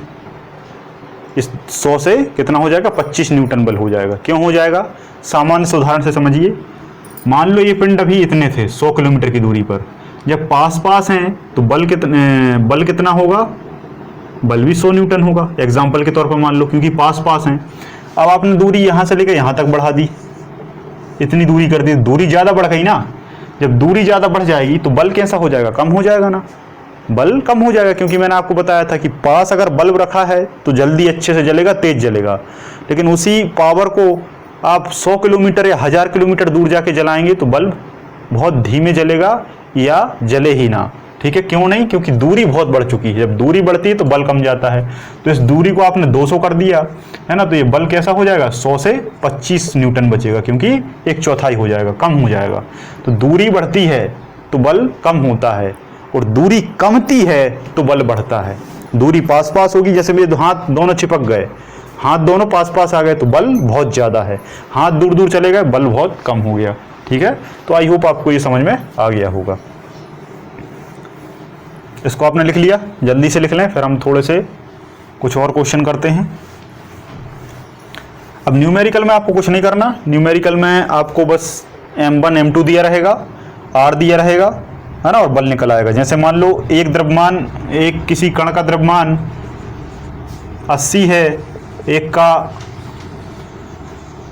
का द्रव्यमान m2 का द्रव्यमान 40 है, और बीच के वर्ग की दूरी कितनी है, 10 किलोमीटर है, सॉरी 10 मीटर है ना। तो बल का मान बताइए, तो बल का मान क्या है, बल का मान डायरेक्ट निकल आएगा। इसका आप 10 का स्क्वायर कर दो, 10 का स्क्वायर कितना हो जाएगा, 100 हो जाएगा, एक शून्य से एक शून्य कटाएगा, 4 अट्ठे 32 हो जाएगा, 32 न्यूटन आपका बल निकल आ जाएगा। ठीक है, ये तो 32 ऑप्शन में दिया रहेगा, 32 ऑप्शन में अगर नहीं रहेगा तो आपको इसको भी मल्टीप्लाई कर लेना है ना, इसको भी मल्टीप्लाई कर लेना है ना। कैलकुलेशन मेरा थोड़ा सा वीक है, कैलकुलेशन से हमारी उम्मीद मत करना, क्योंकि मैथ्स वगैरह मैं पढ़ाता नहीं हूँ और करता भी नहीं हूँ, बहुत समय से छोड़ा है ना। तो इसका आप इससे मल्टीप्लाई कर लेंगे तो आपका इसके सापेक्ष, नियतांक के सापेक्ष निकलेगा। वैसे नियतांक के सापेक्ष कभी पूछता नहीं है, क्योंकि इसमें -11 लगा है, -11 को जब आप +11 बनाएंगे तो ये नीचे आएगा, और नीचे आएगा तो इसका कैलकुलेशन बहुत बड़ा हो जाएगा, है ना। आप 11 शून्य लगाएंगे तो वो पेज पे ही नहीं बनेगा, तो इतना बड़ा कैलकुलेशन नहीं पूछा जाता। ये जी नियतांक है इसलिए इसे नहीं माना जाता। आपको इतनी सारी वैल्यू दे देगा, इसमें से 3 देगा, 1 पूछेगा। जैसे मान लो आपसे दूरी पूछ ले, जैसे मान लो एक का क्या है 20 किलोग्राम है, दूसरे का भी 20 किलोग्राम है, दूरी आपको पता नहीं है। ठीक है, दूरी आपको पता नहीं है, मान लो दूरी आपको पता नहीं है, और बल आपको दिया है कितना, 40 न्यूटन। तो आप कैसे निकालेंगे, इससे कट जाएगा,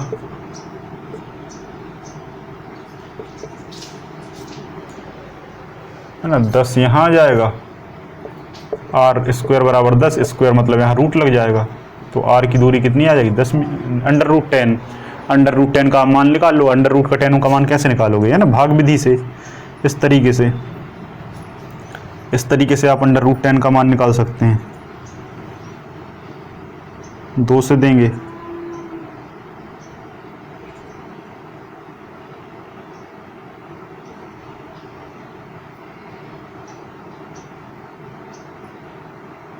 देख लेना, भाग विधि मुझे थोड़ी अभी याद नहीं आ रही है, भाग विधि से इसका √10 का मान निकल आएगा आपका।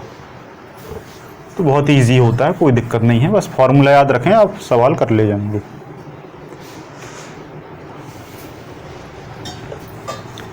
अब यही जो गुरुत्वाकर्षण बल है, इसके साथ जनरेट होता है गुरुत्वीय त्वरण। क्या जनरेट होता है, गुरुत्वीय त्वरण।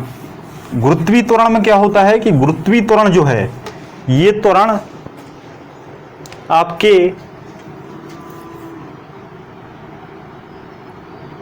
भार को रिप्रेजेंट करता है। जब भी किसी वस्तु का भार होगा तो निश्चित तौर पर उसका कोई द्रव्यमान जरूर होगा, और इसी द्रव्यमान से आप जी का मतलब होता है गुरुत्वीय त्वरण। अब आप कहेंगे गुरुत्वीय त्वरण क्या है, तो आप मुझसे बिल्कुल मत पूछना, क्योंकि त्वरण को मैं बहुत अच्छे से समझा चुका हूं। त्वरण को हम ए से दर्शाते हैं, और ए बराबर क्या होता है, u - v/t। ए बराबर u - v/t, प्रारंभिक वेग माइनस अंतिम वेग बटे समय। इसमें आप रख के ए निकाल लोगे, है ना। और यही क्या है, त्वरण है, लेकिन ये किसके सापेक्ष होना चाहिए, गुरुत्वीय त्वरण, गुरुत्वाकर्षण के साथ। तो गुरुत्वाकर्षण का जो मैंने आपको फॉर्मूला बताया है वही क्या है, उससे आप इसको मल्टीप्लाई कर दोगे तो क्या निकल आएगा, आपको जी निकल आएगा। जैसे मान लो वो फॉर्मूला क्या था, F = Gm/r², यही था ना बल का, गुरुत्वाकर्षण बल का फॉर्मूला। ये बल है, ये भी बल है, भार भी लिख सकते हो, इसको F भी लिख सकते हो। तो F बराबर क्या है, m × g। तो F की जगह यहाँ पर आप m × g रख दो, तो m से m क्या हो जाएगा, कैंसिल हो जाएगा। तो g बराबर क्या निकल के आ जाएगा, Gm/r²। ये क्या हो गया आपका गुरुत्वीय त्वरण, ये क्या हो गया आपका गुरुत्वीय त्वरण का फॉर्मूला हो गया। ठीक है, क्योंकि F के स्थान पर आप mg रख सकते हो, और mg रखेंगे तो m से m कट जाएगा, तो g का मान क्या आ जाएगा, गुरुत्वीय त्वरण आ जाएगा। लेकिन गुरुत्वीय त्वरण है क्या, एक्चुअल में गुरुत्वीय त्वरण है क्या। ये हमें थोड़ा सा समझ में नहीं आता, थोड़ा सा सोचिए, विचार करिए। गुरुत्वीय त्वरण को हम कैसे आइडेंटिफाई कर सकते हैं? उससे पहले आपको गुरुत्वाकर्षण को आइडेंटिफाई करना पड़ेगा। गुरुत्वाकर्षण तब लगता है जब वस्तु आसमान में हो, अधिकांश तौर पर। जैसे वस्तु पृथ्वी, ये मान लो इस तरीके से सतह पर रखी है, तो इस पर गुरुत्वाकर्षण का मान कुछ और है, यहाँ है कुछ और है, यहाँ है कुछ और है, यहाँ है कुछ और है। ऊपर नीचे, अप एंड डाउन जब हम करते हैं तो इसमें क्या है? परिवर्तन आता है। क्या आता है? परिवर्तन आता है। और परिवर्तन को ही हम कहते हैं त्वरण।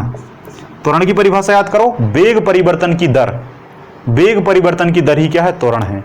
अब आप मुझे एक बात बता दो कि जब वस्तु स्वतंत्र रूप से जमीन पर रखी है तो उसमें त्वरण 0 है। त्वरण क्या है? 0 है। उस पर क्या लगा है? गुरुत्वाकर्षण बल लगा है। लेकिन जब यही गुरुत्वाकर्षण बल का मान बदलता है, देखो एक बात याद रखना, गुरुत्वाकर्षण बल तभी तक गुरुत्वाकर्षण बल है जब तक वस्तु स्थिर है। जब तक वस्तु क्या है? स्थिर है। लेकिन जैसे ही वस्तु अप एंड डाउन करती है, गुरुत्वाकर्षण बल का मान क्या होता है? परिवर्तन होता है।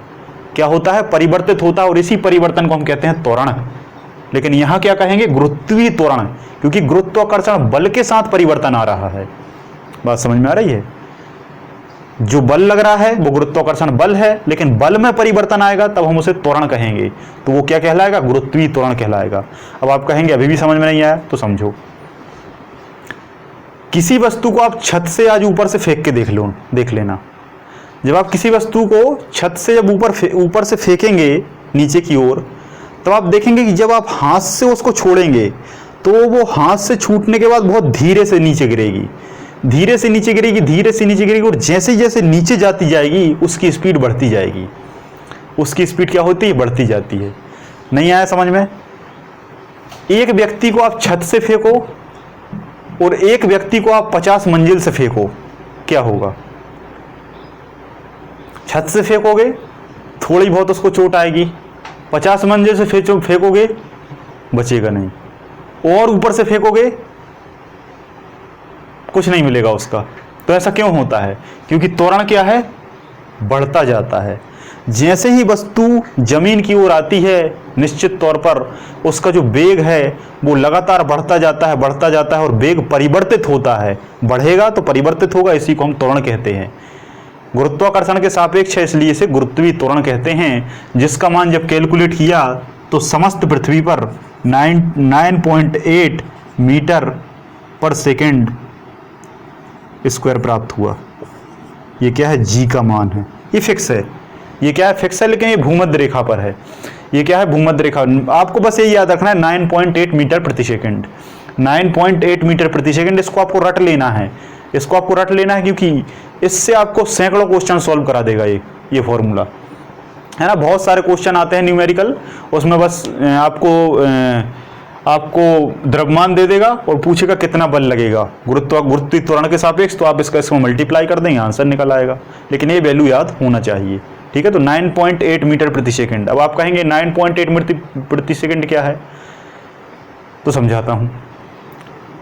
जब छत से हम किसी वस्तु को नीचे की ओर फेंकते हैं तो ऊपर से वो वस्तु धीरे गिरती है, लेकिन नीचे की ओर लगातार बढ़ती जाती है। नीचे की ओर लगातार क्या होती है? बढ़ती जाती है। तो उसके प्रति सेकंड में, 1 सेकंड यहाँ है, 2 3 4 5 6 7 8, तो उसके प्रति सेकंड में क्या होती है? 9.8 की वृद्धि होती है। 9.8 मीटर प्रति सेकंड स्क्वायर की क्या होती है? वृद्धि होती है। बात समझ में आई? जब ऊपर से गिरती है तो स्लो होती है, लेकिन नीचे जैसे जैसे गिरती जाती है उसकी स्पीड बढ़ती जाती है, और 9.8 मीटर प्रति सेकंड स्पीड लगातार बढ़ती जाती है। लगातार हर सेकंड पे, याद रखना, हर सेकंड पे इतनी स्पीड बढ़ती है। इसलिए जब हम कहीं ऊपर से कूदते हैं तो ऊपर उतना ज़्यादा डर का महसूस नहीं होता, लेकिन जब नीचे आते हैं तब हमारी जान हलक में आ जाती है ना। कभी आपने नदी में छलांग अगर लगाई हो तो आप इस त्वरण से बहुत अच्छे से वाकिफ़ हो जाएंगे, है ना। नदी में जब आपने छलांग लगाई हो तो ऊपर से हम छलांग लगाते हैं तो हमें ज़्यादा दिक्कत नहीं होती, लेकिन जब हम नीचे की ओर जाते हैं तो हमें बहुत ज़्यादा घबराहट होती है। जैसे आपने कभी झूला होगा मेले वगैरह में, तो झूला जब ऊपर की ओर जाता है तो कोई दिक्कत नहीं होती, लेकिन जब नीचे की ओर आता है और जब सबसे नीचे आता है तो ज़्यादा दिक्कत होती है, क्योंकि नीचे आने पर जो गुरुत्वीय त्वरण है वो लगातार बढ़ता जाता है और इतना ज़्यादा बढ़ जाता है कि आपको अपना वेट महसूस नहीं होता और आपको घबराहट होने लगती है ना। और कुछ लोग तो ऐसे होंगे कि जो झूले में कभी बैठ ही नहीं पाते, ठीक है, तो उसका एक्चुअल रीजन क्या है, गुरुत्वीय त्वरण को वो सह नहीं पाते, इसलिए वो झूले में बैठ नहीं पाते। तो बात क्लियर है। तो अब आपको इतने सारे उदाहरणों से ये समझ में आ गया होगा। अब इसमें आपको कभी भी पूछे कि गुरुत्वीय त्वरण का मान बताइए, तो आप इसमें वैल्यू रख दीजिए, तो आपको सारी चीजें प्राप्त हो जाएंगी, ठीक है। आर का मान दिया रहेगा, एम का मान दिया रहेगा, गुरुत्वीय त्वरण आसानी से निकल आएगा। या गुरुत्वीय त्वरण दिया रहेगा, त्वरण तो फिक्स है, या उसका मास दिया रहेगा तो दूरी निकल आएगी, दूरी दी रहेगी तो एम निकल आएगा, है ना। तो इस तरीके से आप सारी चीजें निकाल सकते हैं। तो एक बात याद रखना कि गुरुत्वीय त्वरण पर बहुत सारे क्वेश्चन पूछे जाते हैं। क्यों पूछे जाते हैं? क्योंकि इसका मान परिवर्तित होता है, और जब इसका मान परिवर्तित होता है तो इसके आंसर भी परिवर्तित होते हैं, और बच्चा एक रट के जाता है और वो फंस जाता है। ये पृथ्वी है, पृथ्वी पर जो गुरुत्वीय त्वरण का मान निकाला गया है वो भूमध्य रेखा पर निकाला गया है। किस पर निकाला गया है? भूमध्य रेखा पर। भूमध्य रेखा पर और इसके 45 डिग्री तक। तो यहां तक इसका जो मान है वो कितना होता है? जी का मान कितना होता है? 9.8 मीटर प्रति सेकंड, ठीक है। लेकिन अगर आपसे कभी पूछा जाए कि ध्रुवों पर इसका मान कितना होता है, तो ध्रुवों पर इसका मान 10 मीटर प्रति सेकंड हो जाता है। ध्रुवों पर कितना हो जाता है? 10 मीटर प्रति सेकंड हो जाता है। इससे ये सीधा तात्पर्य है कि जब आप भूमध्य रेखा पर हैं तो गुरुत्वीय त्वरण का मान कम होगा, लेकिन भूमध्य रेखा से जब आप ध्रुव की ओर जाएंगे तो गुरुत्वीय त्वरण में क्या परिवर्तन देखने को मिलेगा, समझाइए। तो जब भूमध्य रेखा पर हैं तो गुरुत्वीय त्वरण का मान न्यूनतम होगा, ध्रुव की ओर जाएंगे गुरुत्वीय त्वरण का मान बढ़ेगा, किसी भी ध्रुव की ओर जाएंगे गुरुत्वीय त्वरण का मान बढ़ेगा। जब ध्रुव पर पहुंच जाएंगे तो गुरुत्वीय त्वरण का मान सर्वाधिक हो जाएगा। कैसा हो जाएगा? सर्वाधिक हो जाएगा। बात क्लियर है? बस क्वेश्चन इसी से पूछा जाता है।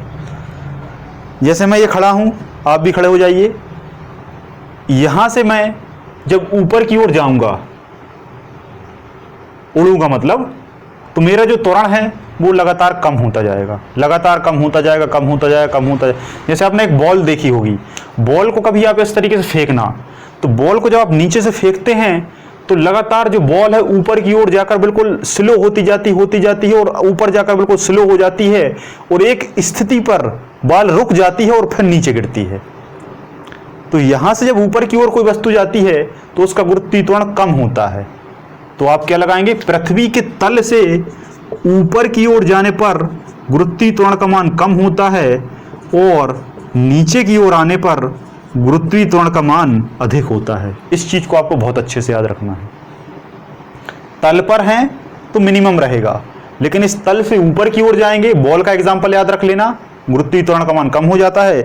और यही मैं जमीन खोद के नीचे की ओर जाऊं, अंदर की ओर जाऊं, जहां भूपरपटी क्रोड प्रबार पढ़े हैं ना आपने, तो क्रोड की ओर जाऊंगा नीचे जमीन में, तो मेरा नीचे जी का मान क्या हो जाएगा? प्लस हो जाएगा, मतलब बढ़ता जाएगा, लगातार बढ़ता जाएगा, लगातार, और ये लगातार कम होता जाएगा। और जब किसी वस्तु को हम ऊपर फेंकते हैं तो कहीं ना कहीं जीरो भी होता है। जब वस्तु जहां से लौटती है, जैसे बॉल ऐसी फेंकी ऊपर, और जहां से लौटती है वहां जीरो होता है एक पॉइंट पर, और फिर लगातार फिर बढ़ने लगता है। समझ में नहीं आया? समझो, ये तल है, यहां से मैंने बॉल फेंकी, बॉल यहां से स्पीड से जाएगी, फिर स्लो होती जाएगी, स्लो होती जाएगी, होती जाएगी, और यहां जाकर बिल्कुल स्लो हो जाएगी, रुक जाएगी। यहां जी का मान 0 हो जाएगा। और जब यहां से फिर से लौटेगी तो लगातार स्पीड बढ़ती जाएगी। तो यहां जी का मान माइनस होगा ऊपर जाने पर, और नीचे आने पर जी का मान क्या होगा? प्लस होगा। बात क्लियर? फिर इसके नीचे भी जाओगे ना जमीन के अंदर, तब भी प्लस होगा। ध्रुव की ओर जाओगे बढ़ेगा, ध्रुव की ओर जाओगे बढ़ेगा। ठीक है, तो ये 5-6 पॉइंट हैं, बहुत अच्छे से याद रखना है आपको। ठीक है, तल की ओर नीचे जाने पर बढ़ता है, ऊपर जाने पर कमता है। भूमध्य रेखा पर इसका मान सबसे कम होता है, भूमध्य रेखा पर इसका मान सबसे कम होता है। लेकिन आपसे कभी पूछ ले कि भूमध्य रेखा पर इसका मान सबसे कम क्यों होता है, तो क्योंकि भूमध्य रेखा पर इसका मान कम इसलिए होता है क्योंकि यहां पर भूमध्य रेखा पर दूरी सबसे ज्यादा होती है। किसकी? पृथ्वी की। क्योंकि आपको पता है पृथ्वी चपटी है, गोल नहीं है, चपटी है, इसलिए ध्रुव पर त्रिज्या 0 है, इसलिए जी मैक्सिमम है। जी क्या है? मैक्सिमम है। और भूमध्य रेखा पर त्रिज्या अधिकतम है, इसलिए जी का मान क्या है, न्यूनतम है। बात समझ में आई। ध्रुव पर अधिकतम इसलिए है क्योंकि त्रिज्या ध्रुव पर 0 होती है। जब त्रिज्या कमेगी तो जी बढ़ेगा, और जब त्रिज्या बढ़ेगी तो जी कमेगा। एक स्टेटमेंट बना के नोट करके लिख लो इस तरीके से कि आर जब बढ़ेगा तो जी का मान कमेगा, और जब आर का मान कमेगा तो जी का मान बढ़ेगा। जी समझ गए ना, गुरुत्वीय त्वरण। ठीक है, त्रिज्या बढ़ेगी, सीधी सी बात है, त्रिज्या बढ़ रही है मतलब दूरी बढ़ रही है, और दूरी बढ़ रही है तो बल कैसा होगा, कम होगा ना, और जब बल कम होगा तो त्वरण भी कम हो जाएगा, स्वाभाविक सी बात है। ठीक है, एक बार क्वेश्चन पूछा था कि पृथ्वी पर कब गुरुत्वीय त्वरण शून्य हो जाएगा। अभी तो गुरुत्वीय त्वरण कितना है, 9.8 है, सर्वात्रिक है, लेकिन कब ये शून्य हो सकता है।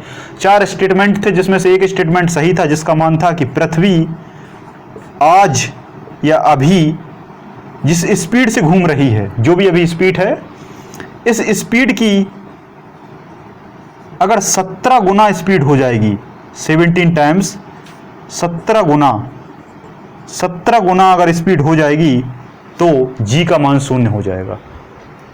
जी का मान शून्य हो जाएगा, और जितनी वस्तुएं आपके घर में रखी हैं, गांव में रखी हैं, शहर में रखी हैं, देश में जो कुछ भी है, सब आसमान में उड़ने लगेगा, सब आसमान में उड़ने लगेगा, स्टेबल नहीं होगा, क्योंकि स्पीड बहुत ज़्यादा हो जाएगी। तो 17 गुना होने पर जी का मान शून्य हो जाता है। तो आई होप आपको ये सारी चीज़ें बहुत अच्छे से समझ में आ गई होंगी। अगर कोई कन्फ्यूजन है तो जल्दी से पूछिए।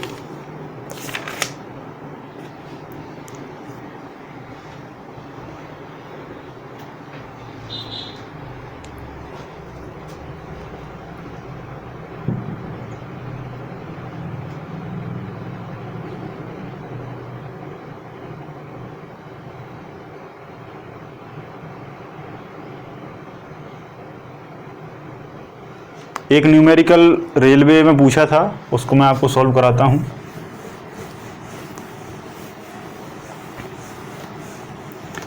क्वेश्चन था कि 70 किलोग्राम भार वाली एक वस्तु है, 70 किलोग्राम वाली भार वाली एक वस्तु है ना। इस वस्तु में 9800 जूल ऊर्जा का उपयोग किया जाता है। मतलब इतना क्या लगाया जाता है, बल लगाया जाता है ना। इसका मतलब क्या है, बल। ऊर्जा जहां दिख जाए तो बाय डिफॉल्ट, देखो कुछ लोग क्या इसी में कंफ्यूज होते हैं, ये प्रैक्टिस से आएगा। ऊर्जा लिखा है तो ऊर्जा क्या करती है, बल लगाती है ना। तो ये बल कितना लग रहा है, 9800 बल लग रहा है। और इतना बल प्रयोग करने के बाद पूछा था कि वस्तु को कितनी ऊंचाई तक उठाया जा सकता है, कितनी ऊंचाई तक उठाया जा सकता है। जब ऊंचाई तक उठाया जा सकता है तो तुरंत दिमाग में आना चाहिए कि क्या पूछ रहा है, F बराबर mg, यही पूछ रहा है ना, F बराबर mg। तो mg से क्या पता चलेगा, g से आपका गुरुत्वीय त्वरण पता चलेगा, और यही ऊंचाई को आइडेंटिफाई करेगा। तो F कितना दिया है, 9800 दिया है, 9800, क्योंकि ऊर्जा मतलब बल होगा। ठीक है, और कितना है, हाँ 70 किलोग्राम क्या है, भार दिया है। ये भार किसको रिप्रेजेंट करेगा, द्रव्यमान को, मतलब m। तो m बराबर कितना आ गया, 70 आ गया। ठीक है, g बराबर कितना होगा, 9.8 होगा। g बराबर कितना होगा, 9.8 होगा, क्योंकि g का मान तो फिक्स है ना, मैंने आपको बता दिया 9.8। बस इसको आप सॉल्व कर लो। इसको आप सॉल्व कर लोगे तो जो आउटपुट निकलेगा उतनी ऊंचाई तक क्या है, ये वस्तु उठ जाएगी। इसको आप काट लो। जनरली क्वेश्चन किस तरीके से था, आप इस तरीके से भी सॉल्व कर सकते हैं, है ना। अब तो कर लोगे आप, इसमें इसका मल्टीप्लाई कर देना, और उसके बाद जो आए इससे डिवाइड कर लेना, इतना आप कर लेंगे। लेकिन उसमें क्या था कि क्वेश्चन में, जो क्वेश्चन रेलवे में पूछा गया था, उसमें इसका मल्टीप्लाई करने के बाद इससे डिवाइड करने पर जो आंसर आ रहा था वो ऑप्शन में नहीं था। वो ऑप्शन में क्या था, नहीं था। क्यों नहीं था, क्योंकि मैं आपको समझाता हूँ। कभी कभी क्या होता है, फंसाने के लिए बच्चे 9.8 को याद कर लेते हैं, और उसमें जो ऑप्शन होता है वो 10 मीटर प्रति सेकंड के त्वरण के आधार पर कैलकुलेट किया जाता है। तो आपको जब सवाल त्वरण का करेंगे तो आपको दोनों फॉर्मूले लगाना है, 9.8 भी लगा के देखना है और 10 भी लगा के देखना है, क्योंकि पृथ्वी पर ये भी है और ये भी है, ये भूमध्य रेखा पर है और ये ध्रुवों पर है। तो उसमें 10 से कैलकुलेट किया था, तो ये सही आंसर आ गया था इस तरीके से। ठीक है, इसका आंसर 14 था। 14, इस 7 से 98 को काटोगे 14 टाइम्स कटेगा तो 14 मीटर क्या है, ये वो की दूरी निकल के आ जाएगी, ऊंचाई निकल के आ जाएगी, मतलब इतनी ऊंचाई तक इसको उठाया जा सकेगा। ये सही आंसर था। ठीक है, तो इस तरीके से बहुत सारे न्यूमेरिकल आते हैं जो आपसे बनना चाहिए।